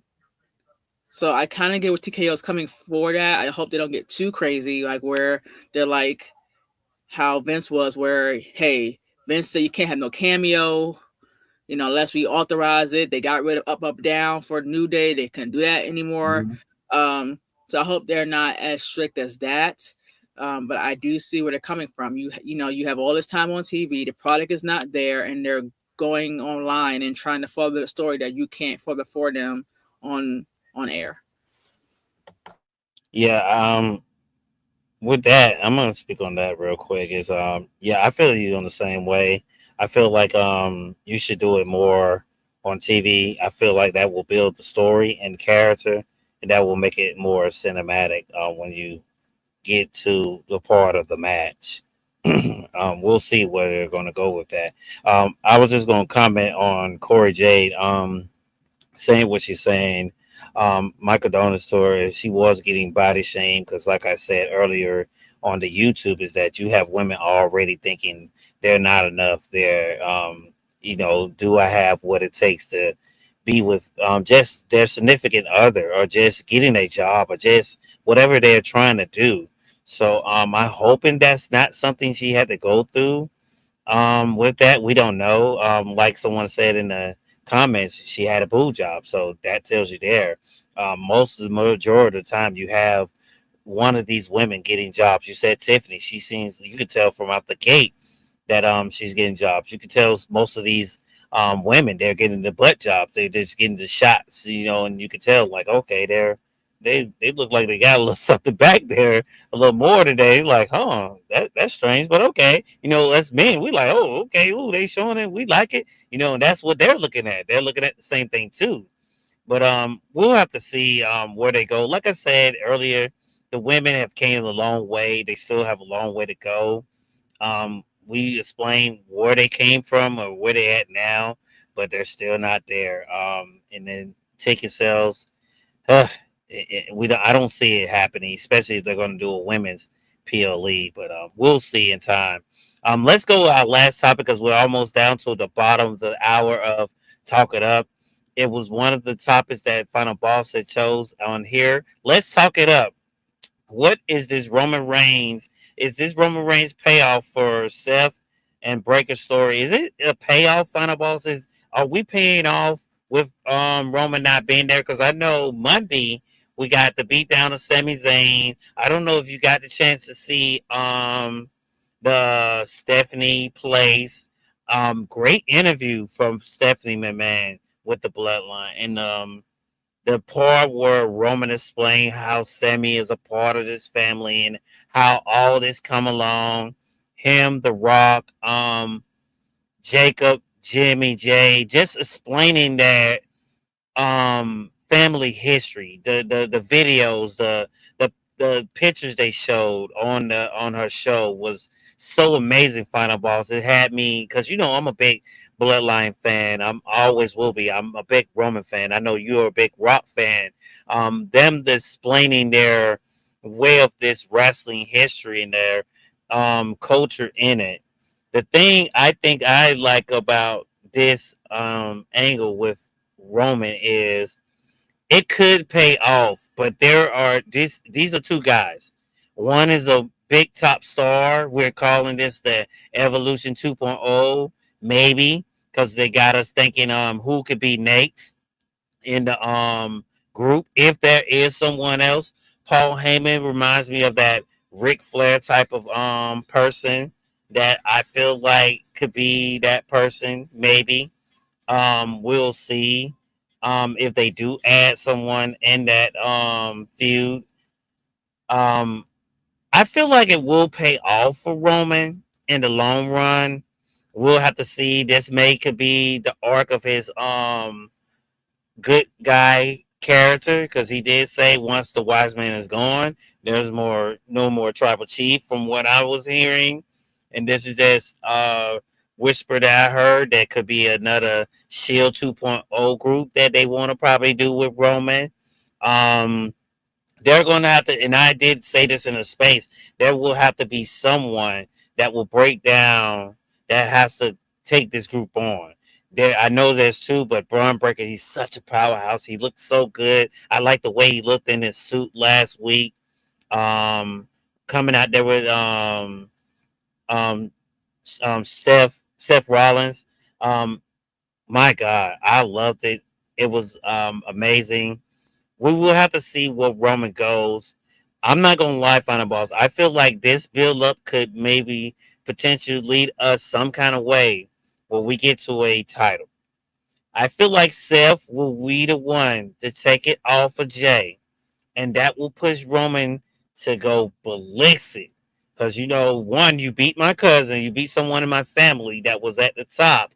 Now I got to come and deal with you because one, you already stole my wise man, and now you beat my cousin for a title when I finally gave him the chance to step away.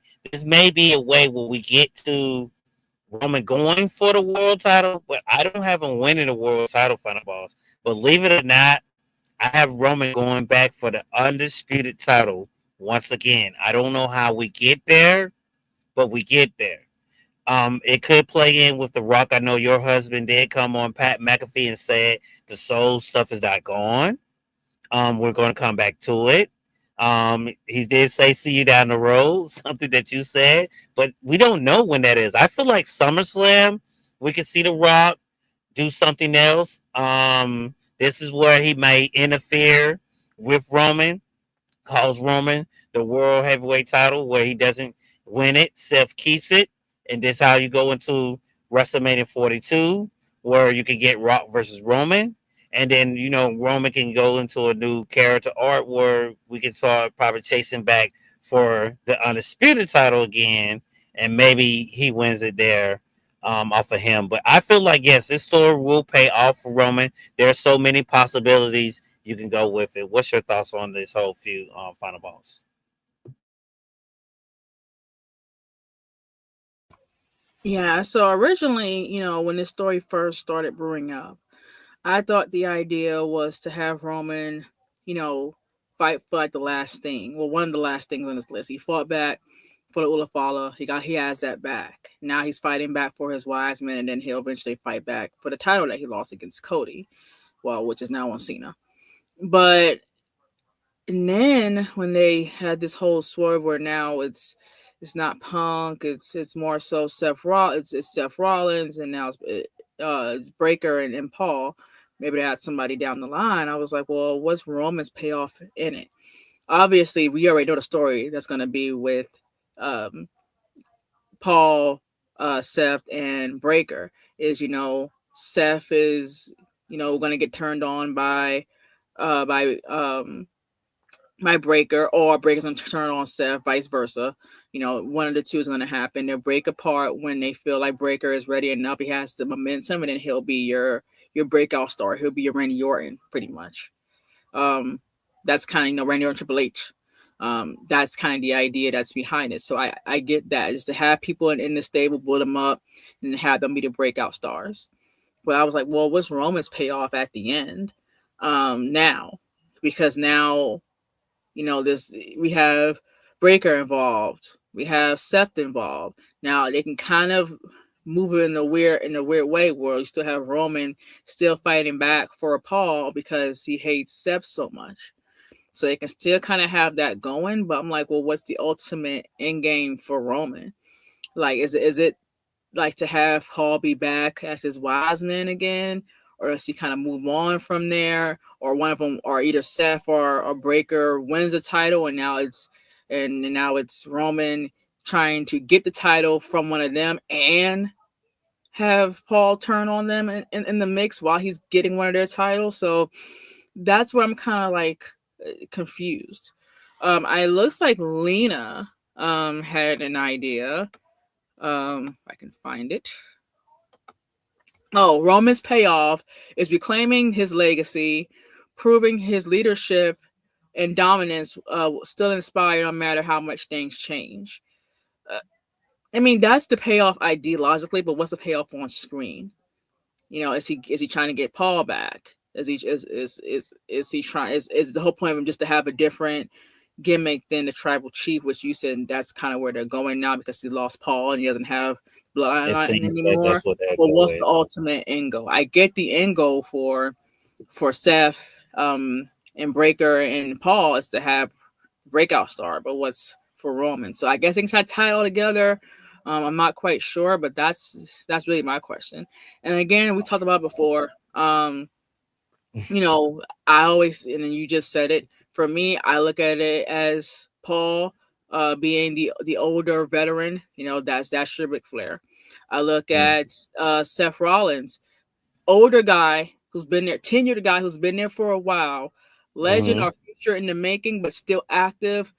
That's Triple H. Triple H was mhm, older. He was older at that time, but he was still heavyweight champion and still going for the mhm, championship. So that's mm, Then you have the young guy, which is Braun Breaker. That's more like your Batista or your Randy Orton, who they're trying to teach. And hey, I'm passing the torch on to you, but you gotta wait till I'm done first, and then you can have it, which is what we saw with Seth, because Seth stopped Breaker and was talking to him in the corner and said, "You do this and you do mhm, that." That's the mhm, idea. It's like, I know it's going to be your time. He said it. I see the vision. This is the future, which is Braun Breaker.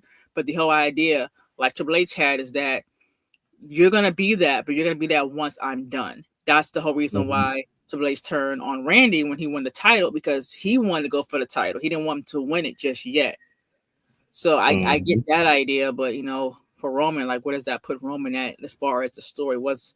Is he going for a title? Is he just gonna get back Paul back? Is he maybe gonna join them? Um, I think this will be kind of, I don't think so now, because Seth is in there and he lost Paul, so I don't think he's gonna join them, right? Or is he gonna have his own stable where it's gonna be his stable versus their stable, and it's really like the final boss thing, but without the Rock in there. Yeah, I and then mean, me and Stampede had the same booking. mhm. Here he said Seth takes the second title off of Jay Uso. Braun Breaker takes the title off of Seth, and it's Braun versus Sammy at WrestleMania next year. And I said, yeah, Sammy goes over. That was one of the bookings I said to someone on a phone call. I was like, hey, this seems like that may be the direction they may go. When it comes to the booking. I think that Sammy, because it is in Saudi, Sammy's real big in Saudi. He may win the Royal Rumble. He's heavily favored already. Final boss. I don't think we never had someone this early favorite for the Royal Rumble. What's your thoughts on those comments? You mean as far as for Sami Zayn? Mm-hmm. I like the idea of Semi. I'm not a big Semi fan. I never really was. He's great in the ring. He really is. I just don't really like him on the mic. And I'm not bored of his character. I'm not. I know a lot of people say they're bored of his character. I'm not.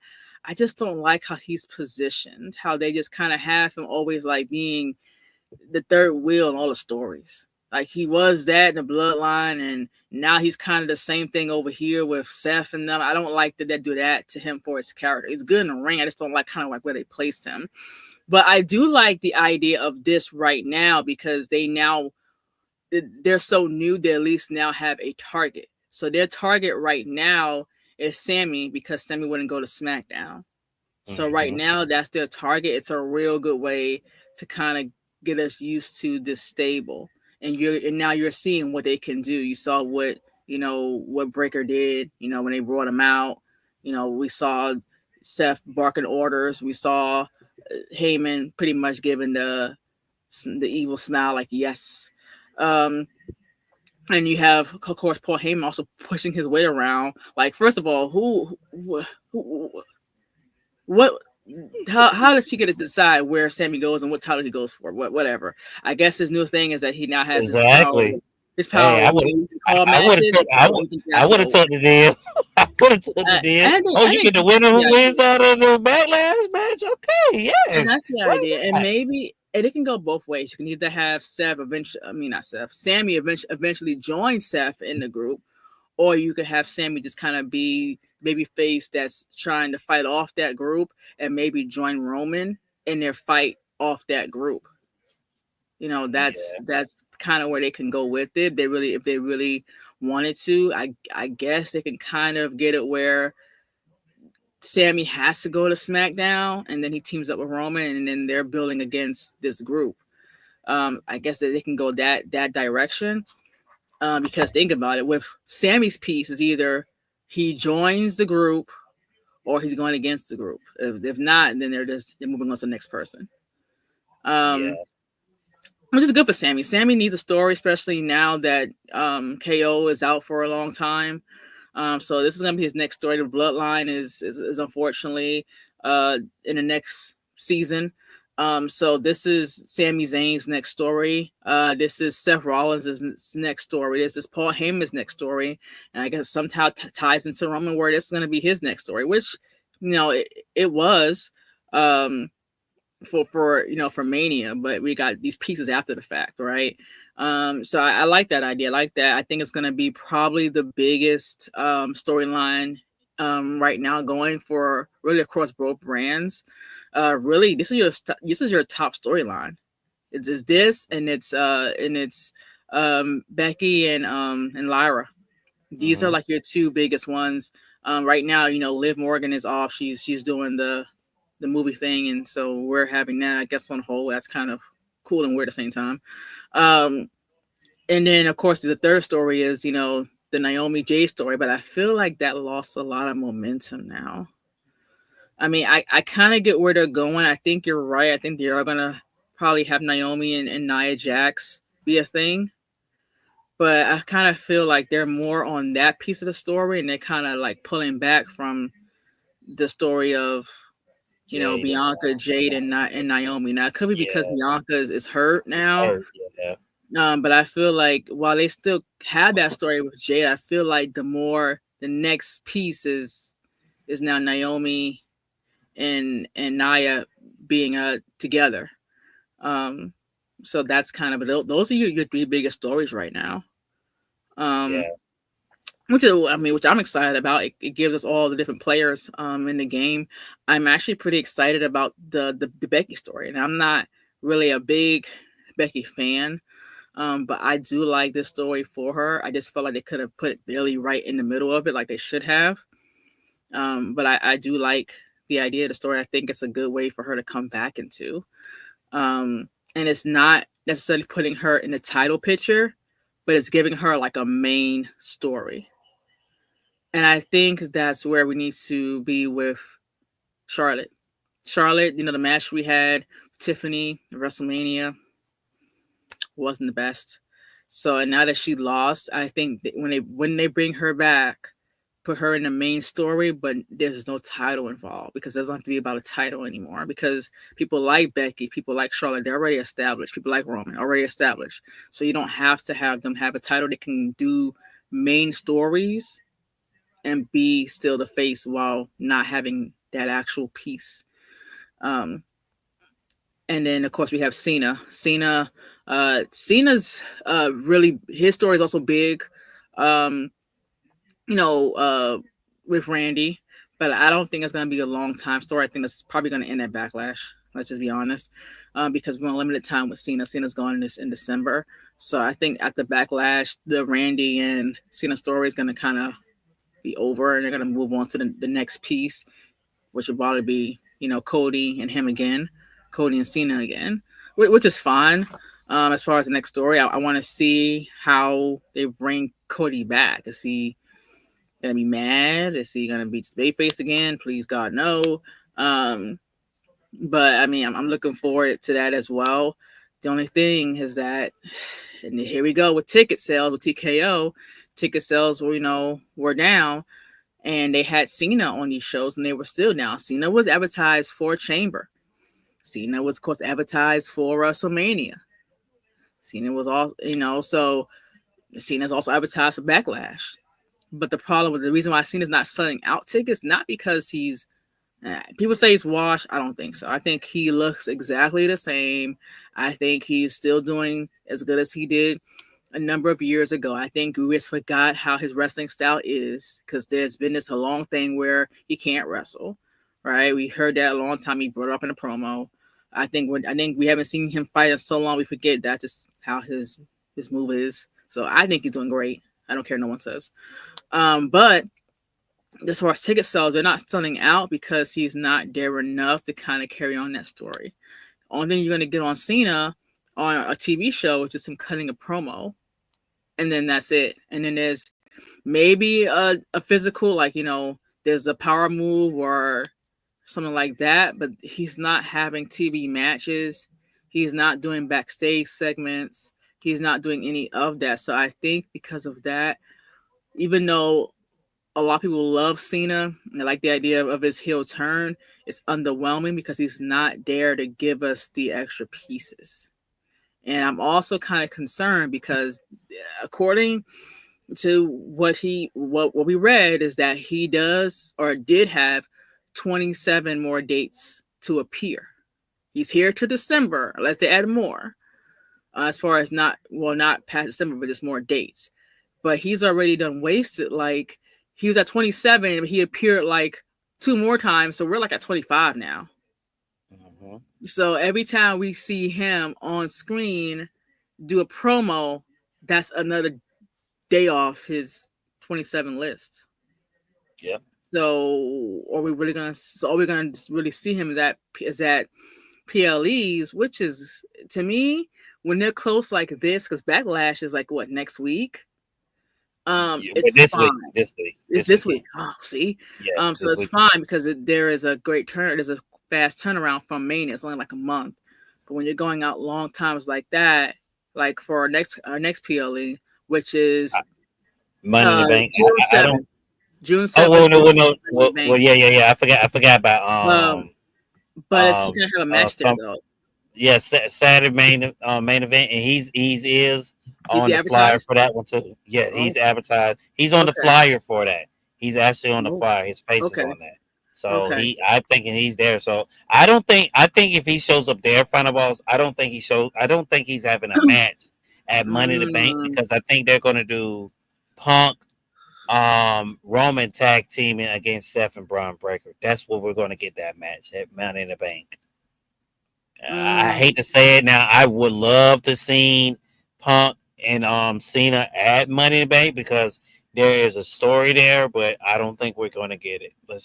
It seems like that's where we're going to go because we haven't went back to the Punk and Roman thing where we haven't seen them. We didn't see them last week.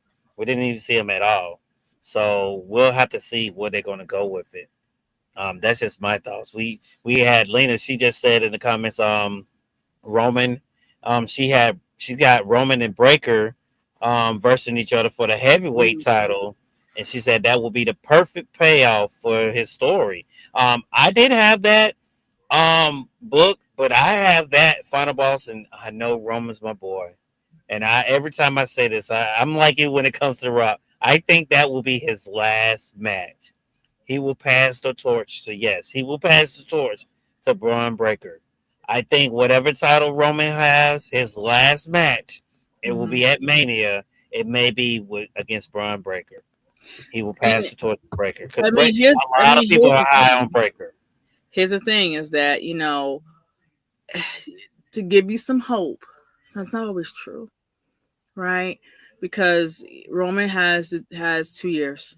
So we're going to get Roman for 2 more years. Mm-hmm. But remember, we had something very, very, which we thought was going to happen, right? We did have Roman and Taker. And then they changed it over. And then they had Brock, in his streak. We thought for 20 years that the day that streak is broken will be his last match, and it wasn't, right? Because he still had the match against. He had the Boneyard match against AJ Styles. Yeah. So there's pieces like that where unless they actually announce it, then we don't know. We just know that we got Roman at least for 2 more years. Is he gonna be there every time for 2 more years? We don't know, but I don't know. At the same time, this new story, he's there a lot more now. So yes. Which I do like. Yeah, because it doesn't have, but it makes sense because he can't just come and show he wants to show because he doesn't have that title anymore. So now it's like before the whole gimmick is like, hey, I'm the champion. I do what I want to do. That's kind of the idea of you being a champion. But now that he doesn't have the title, that's probably why he's there now. He's in the main story, but he's not the stigma of I want to come. This is my show. This is my camera. That's gone because he's not the champion no more. But hey, we're guaranteed for 2 more years, and with this storyline, we're seeing a lot of him. So I wouldn't say it's gonna be Braun Breaker. Could be his last. It could be towards the end, but we don't know, and we don't know how long that's gonna come because think about it. They just started this faction with Breaker. Yes. And it hasn't been not even like a month yet. So I don't feel like it's gonna be a short thing as it shouldn't. I mean, how long did the Shield go on? How long did Evolution go on? A while before they broke them apart. I think Evolution went 2. Mhm. Shield maybe went 3, maybe at the most, maybe. Yeah, and then even when they broke them up, they were doing other things. Like when they broke up the Shield, all 3 members were still there. When they broke up Evolution, all the members initially was still there, but with Evolution, it was kind of a bit by bit because you had the first turn on Randy, then you had a turn on Batista, and then you had finally Triple H turned on Rick. So it was a piece by piece thing. With the Shield, you had Seth turn, and everybody just scattered. I mean, they had them do tag teams together for a little bit, but they kind of just all scattered. And shouts out to all 3 guys. They became all big stars. Roman and Dean, because that group was made for Seth Rollins. Yeah, that group was made for Seth. Yep. I mean, to believe it or not, to say and to see, and I say this every time, even though I'm a Roman fan, I have to be biased. If Steph would never got hurt, what would Roman would have been? It always crosses my mind, Boss, because he was the guy. They was pushing him very, very, very heavily. So I mean, if he was, I'm not saying Roman would have not made it. I'm just saying what he would have been. I think they still would have probably been 2 of the big top stars, but I don't know because especially now, if we have the landscape we have now, yes, because we don't have all these stars like we did. A lot of these stars we have now, they're towards the end, or they don't want to resign. Like AJ, they're saying he wants to go to AEW now. We know Punk is, even though he's full time, he's limited. He's towards the end. Randy, Randy said, "No, you get 5 more years to me." So Randy said, "I'm staying." But these guys but I don't think he's gonna stay past the 5 years. I think after that he's pretty much gonna be done. So they would have Roman still be a big star, probably a different story, but he still would have been a big guy because they don't have a lot of these major stars. That was part of the thing that I argued back right after we talked about the Pat McAfee show a few episodes back, because they couldn't sell the tickets, but all of your top people were advertised. Besides, the Chamber, everyone, was advertised, besides Roman, because Roman was written off during Royal Rumble by Seth Rollins. But everybody else was advertised. Punk, Priest, Drew McIntyre, John Cena, all these, Liv Morgan, not Jade. We was hoping Jade would come back, but Naomi, Bianca, all of their top, Rhea, all of these stars were advertised and they still couldn't sell. So, with that being said, yeah, they still would have had Roman be a star because they don't have that power anymore. They're looking for that next guy, and they know that, and that's why they said Braun Breaker. We all said that Braun Breaker was going to be the next big thing, but we kept saying it's going to come when people like Cena are gone, which is soon. People like Punk are gone. People like Roman are gone. But I think they caught wind of we can't wait, so they hurry up and put together this group to try to accelerate him being that top star. And I guess they wanted to do that while they still had these guys around, while they still have Seth, because Seth got 5 years. Roman has 2. Randy has 5. So they put a push on that now. So I mean, they know that. So give WWE credit, at least for catching that.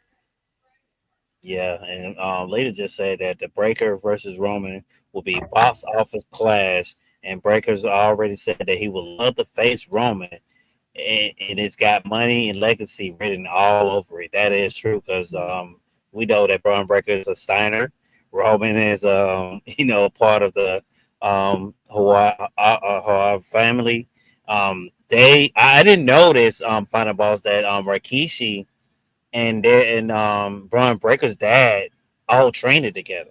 I didn't know that until he said it. Rikishi said it. So there is history there between these two family. They have much respect for each other because they was both in the business. So we'll have to see where it goes. Like I say, I just got this feeling, guys, and like you said, that gives me a little hope. But from what I'm hearing and from what I'm seeing, even when the camera goes off, Breaker's getting a lot of praise. Even after, and I know it was out of kayfabe. Well, not of real. It wasn't kayfabe. Even Sammy praised it. Breaker. From what I'm hearing, Breaker and Dom are supposed to be the ones that TKO and Triple H are going to want to lead them in the future. You see, Dom has did this major turn where he's now getting cheered. They're saying, "Hey, we need more baby faces. Let's make Dominant be our baby face." Breaker's doing a great job being a heel. He's killing it. Final boss. I love him in the suit. It reminds me of Breaker, like I said earlier. So I thinking that now. Jay and John Cena have led the way where they're going to want to have one person be a face champion and one person be a heel champion. And they're paving the way. And I think that's where you're going to have Don and Breaker be. You're going to have one be a babyface champion, one be a heel champion. Because right now, those two guys are killing it, Final Boss. They're two killing it, and they're young. They got such a bright future ahead of them. We'll have to see where they go. Next generation stars. Yeah, exactly, and yes, I mean both of their dads was in the business, so it's in their genes. So we'll have to see where they go. Any final thoughts? Before we get out of here, we're at our 2 hour mark. But you got any Yep. final thoughts about Hero Yeah. Talk It Up? No, I'm just reading some of the comments. I see that Greg is giving us a history lesson. He said that Evolution disbanded in 05 and they had reunions here and there. One of my favorite things, I got to see the last reunion when I went. Yeah, I remember you telling me that. Yeah. You got to see. You got to say, "Give me what I want. Give me what I want." I'm jealous of you. Yeah, That. well, I got to see two things because the first thing was Evolution came out. It was their anniversary, and they all came out, and that's where they had the first build of Batista and Triple H because they never fought. So I saw that, and then I saw the Raw, the final Raw before the PLE, where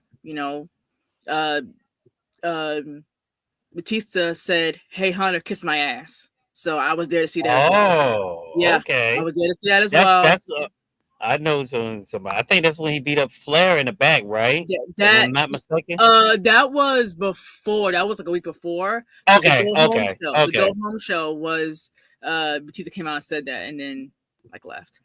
And then we got the match. Some people were sitting on the match. I thought it was great. The spot that you had Triple H take out Batista's nose ring with pliers, I think was cool. Yeah, I liked it. I thought it was a great end of their era match.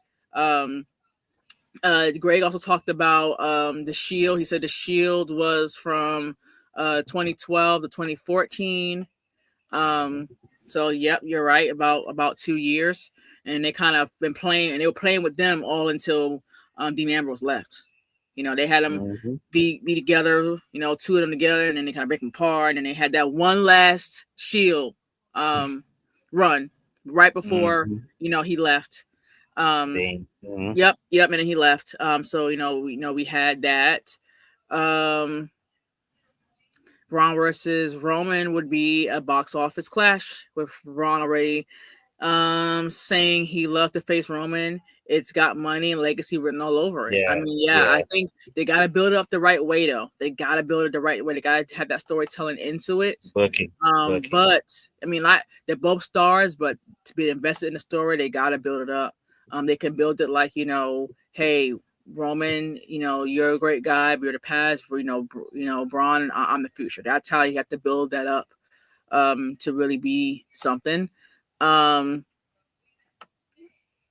mean, yeah, Braun and Roman can do really big numbers, but I feel like it's too early. They got to build up that feud a lot. People were gonna just want to see Roman, but are they gonna invest in that match this early? I don't think so because it's not built yet. But I think the right storytelling that would be, and it could be really a WrestleMania type of match. Yes, I mean, because and I'm not gonna lie. I remember we were saying, Randy was such a great star when he was young. I feel like Breaker could be that same guy because he has the just like Randy dad wrestled, Breaker dad has wrestled, so he does have that gene in him. So he could go a long way. And you know how I And feel like you about said, people. I yeah, love. we yes, Yeah, exactly. I got to We see still him have doing TNA. So hey, and um, we still have 2 years with Roman. Hopefully, yeah, I'm praying to God maybe 3 or 4, but we'll have to see. Even if um, he does the last two and he doing what he's doing now, I will appreciate it. I'm going to appreciate everything Roman does from here on out, especially when he announced that he had cancer. It broke my heart. He had to yeah. relinquish his undisputed title. That's why And then he he was saying came that back and he that said was his what? baby. He And said that was my he came back and he said what? He was in remission. So we got that yeah. going as well. Yeah, and he Um, said that, and that's why that title is his baby. I didn't think about it at first. It does have a lot to do with Bray too, Final Boss, but a lot has to do with that was the title that he had to relinquish. So that was a title that close to his heart. So that made me feel more sympathetic for him. and then we have Z who said 27 more days before wrestling has changed forever. We're actually down a lot because I think he appeared 2 more times. We're like what 25 maybe now. Yeah, And then more yeah. Backlash this week, so we're I at like think when he 24 left. So there's yeah, that. I think he said when he said that we was at 27, but I And don't and think to we're at me, 27 no and to more. me, it's crazy because Cena has been fighting only at WrestleMania for the last 5 years. So I don't know why you just couldn't keep doing that, but okay, whatever. Um, yeah, we talked about how with Greg, we talked about, and Lena said it as well. Braun and Roman. He's saying it should be for the title. So but how do we do it? Do we have Braun have the title and then is Roman trying to take it back, or we have it back on Roman and then is Braun trying to take it from Roman? Yeah, and then You know, some people like women wrestling delivers all over the globe and are just good, and in many cases better than what the men are doing. So he's saying general like over globe because you do got New Japan, you have other independent teams. promotions. The independent scene that they do go out there and they bust their ass. They go out there and bust they butts and these people putting their bodies on the line. I really love what they do. We'll have to see what they do. I know he said a statement about bring TKO bringing Berto the Rio in. I'm trying to find a way. He was like, would that make sense for them doing it? Hold on, I think I see it up here.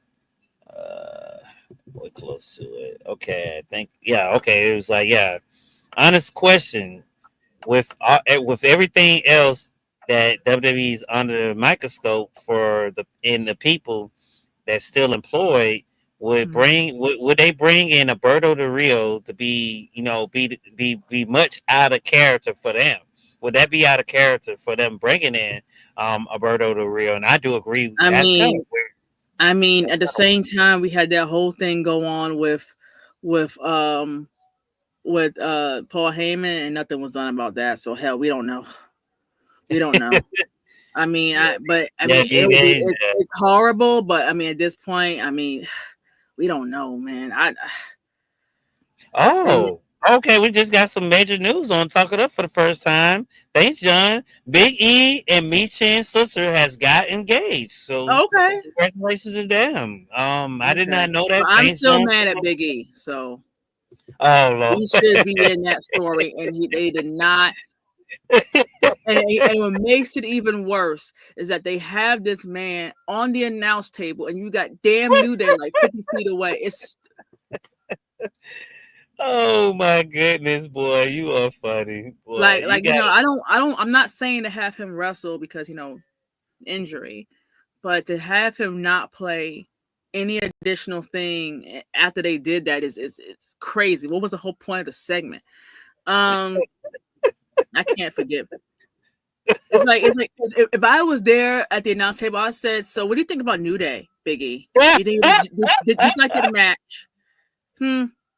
Well, I think man. maybe you should have got involved, Biggie. Maybe you should have cost them the match or something. Jesus Lord, you can't do a little leg pull and then come on something. We'll see, man. I know Backlash is this weekend. Join me Oh on wow, X, and Miami the Great. I like that comment too. Which Clash one? Network, shout out to CCN. Releases are literally happening at the merger with AAA. Yeah. The releases are definitely about money, which is TKO. Because why is Nikhil Lyons still there? I was saying major. She was catching a lot of heat when they was doing these releases, final balls. And here's the People thing is that, and this is something that crazy. I expressed to you. There are a lot of people who are there who felt like they could have been cut first. But I'm not gonna name the names, but I mean at the same time, it's like if you cut everybody right now, You won't have then no one. who are you gonna cut the next round? You have to cut some and then see how your financial and how your creative goes, and then you move to the next cut. You can't cut everyone at once because if the numbers don't change, then you're letting go of like your major stars. They're like, well, Seth Rollins, I mean, hell, I mean, you're great, but you're kind of getting paid a lot. So we're going to go ahead and let you go. Go ahead and let CM Punk go. Hell, you know what, Cena? We know you leave in December. Let's go ahead and just cut that back to like February. Let's just cut you early. Let's cut you down in like August or something. I mean, it would just be crazy. So you kind of gotta wait and play it out. We don't know who's gonna be on the next round. I think it comes like October, November. When they do Yeah, the little yeah. round. So Before they said before the I think they're doing the Paris show before then. So Peru. I mean, well, I think Peru's in Australia. My bad. The one, whichever one is before Peru, that's when they're gonna do the last one, and then we'll start back over again. So from what I'm understanding, they might do one earlier than that. We don't know, but we'll see. And honestly, the thing is too is that we always known that they have the big clean or spring cleaning after WrestleMania, but Yeah, people never yeah. talk about why. The reason why is because they're looking at the figures after WrestleMania to determine how many they're gonna cut and who they can cut.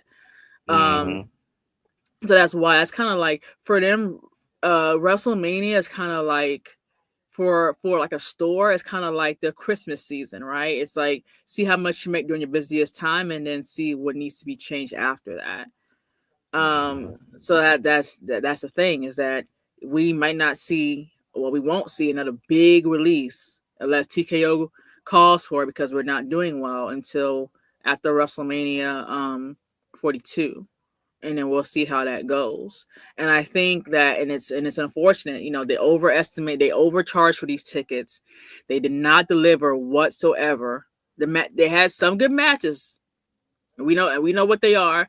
It also has some bad matches, and we know what those are. But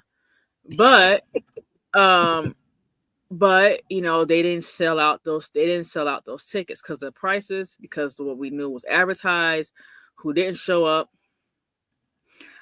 So I mean, that's what happened. They thought it was going to be a huge payday, and I think that if it was a huge payday, I don't think we would have had as many releases. I don't think we would have had a lot of these shocker ones, like Cora, like Dakota, like Braun. Maybe not even Jakara either. I think they would have probably kept a lot of those talent if they would have had a successful ticket sale wise for this past WrestleMania. I mean, they did other things. They had the roast after dark. They had Wall Mania, whatever Wale Mania. I mean, they had World. They had all these different. WWE World. Mhm. Mm-hmm.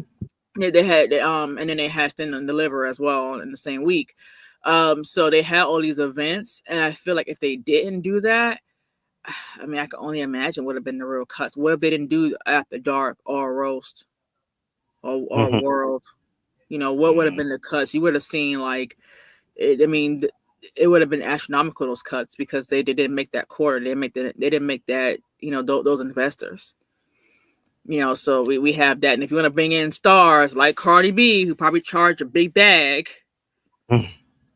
I mean, hey, where's the money coming from? Fightful just reported, Final Boss. Chelsea Green has just resigned with Mm. WWE. She's resigned. She renewed her contract. I know I've been hearing words that they may be bringing in her husband, Mister Woo Woo Woo Woo. You know it, Zack Ryder. We know him as. So maybe we're going to Man, get Zack ready Ryder to be. is. Maybe we're gonna get. Yeah, you said that, so we'll get to see. But I just looked at my Twitter, and he Yeah, reported that I need two to go hours see if I'm ago. being the source Yeah, now. yeah, yeah. Some WhatsApp did report that Chelsea Green is re-signed Mm. with WWE, which she renewed her contract. Does So it say how many years she has though? no, he doesn't say. Is more details on his Mm. Patreon. So you guys check that out. I'm pretty sure he has Mm. more information. I wonder where Chelsea Green goes from here, I because I think I know we have someone who big. could maybe ask him some information. uh, Um, uh, nah, hell, I might know someone who can ask him them kind of questions. I mean, it Nah. it depends on when you get fed the information. So I mean, it depends. Um, Oh. hey, Well, I they mean, I'm pretty sure it's probably like maybe 2-3 years because Chelsea's probably like up there in age. So if I had to is take a she? guess, I thought she was pretty uh, young. if she is, I'll I make don't know. assumptions now. I don't know if she is young, then, but I still say maybe four. If she's young, five. If she's a little bit older, three, maybe. I don't know. That's just I'm just going off 34. assumptions. Who? 34. Okay, we'll So say she's like three. right there. Yeah, so I say maybe three or four. She might be for 3 or 4, but we'll see. I know there'll be more reports coming out. Pretty much if Backlash is good, guys, we will be doing You another said if it's good. if it's good. I mean, we're going to just be honest. If it's something that we can talk it up about, we're going to make sure we do And what another. happens if it's not good? If it's not good, then you catch us on X Space. On our X Space, we'll talk about it on there. I thought it was done with X Spaces. This is news to me. No, All right, we'll probably great. That way, every now and then we might do them. You know what I mean? I know people are gracing the space to these 318 people to see your beautiful face, Final Boss Lady. So, okay, um, yeah, I I'm sure mean, they're here to see the hit piece Miami. So it is great. It is love hearing your voice, because I absolutely hate mimes. Um, I do too. I don't like mine I either. hate my voice so I do much. too. So, So I said I um, just told 319 people that, but I don't like mines. But I guess 319 people like both of ours, so we're they definitely no, wrong I about don't know. I that. feel like they probably had me turned all the way down when they listen to me. You just probably have captions on. That's probably what I would do. Final Boss Lady, you want to give your shots on where these people can follow you and keep up with you on your social media? I'm pretty sure no one wants to follow me after my takes today, so I'm gonna go ahead and skip that if it's okay with you. Yes, I am on it's okay X, with me. but I don't really look at it like that anymore because I don't care.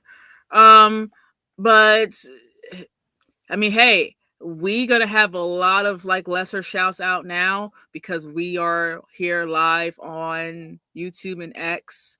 So I'm gonna let you do shouts out because like we're here, so you won't catch me on Fridays anymore.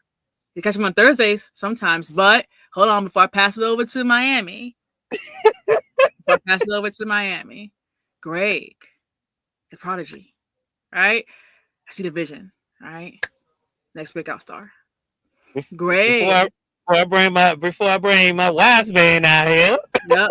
Greg is Greg. going to be hosting Yeet Thursdays this Thursday. I will be there, but Greg will be your host. I see the vision. Greg is the future. So make sure you tune in on X Faces. Greg is going to go over releases and maybe some other WWE stuff. Maybe LFG if Corey B is available. I know he is busy.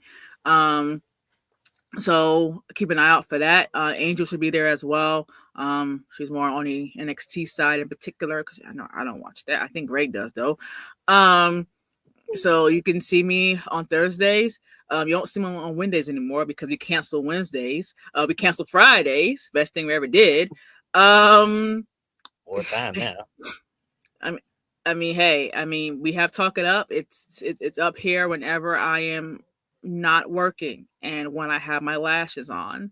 So because yesterday that's why all you got was a voice promo and not a face promo because my lashes weren't on. I was like, why is she doing this in the dark? Yeah, like, where you at, Oos? You're not gonna see me while my lashes on. So let's why are you in the dark, Oos? Nope. Yeah, Final Boss is really like kind of broke down all these things. Thanks y'all for working with us. This is our first YouTube. We're still getting with the functions. I know y'all see a lot of changes. This is episode number 2.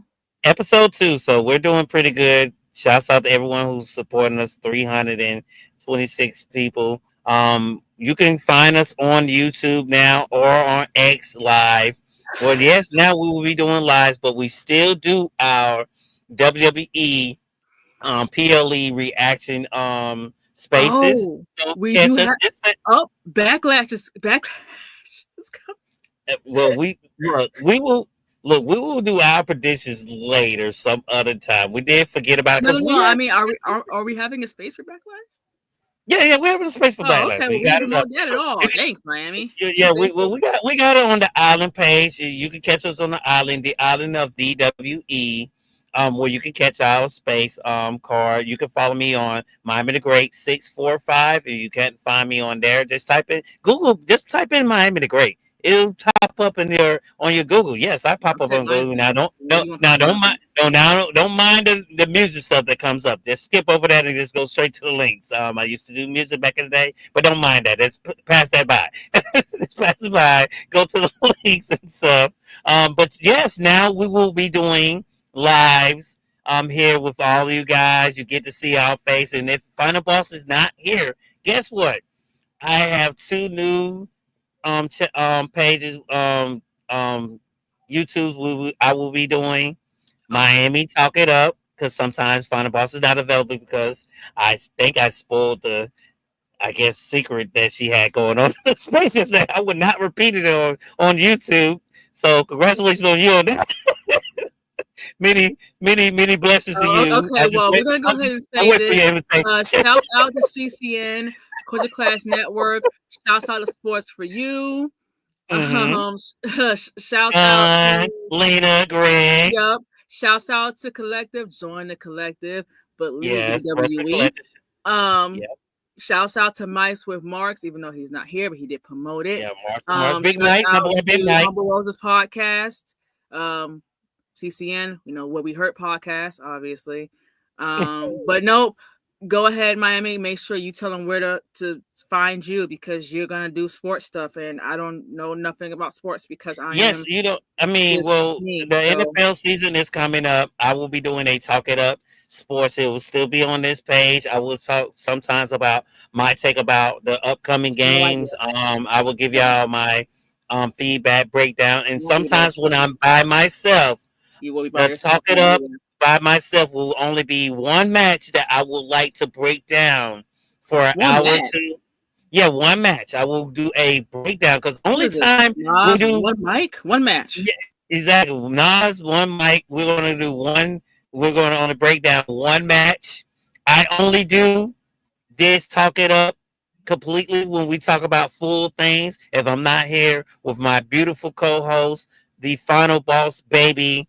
So don't get to suspect a full blown show with me. It's just a breakdown of a match of what I'm going to break So down, what one I match. see, and just pick my just pick. I'm going to pick. You can pick my brain.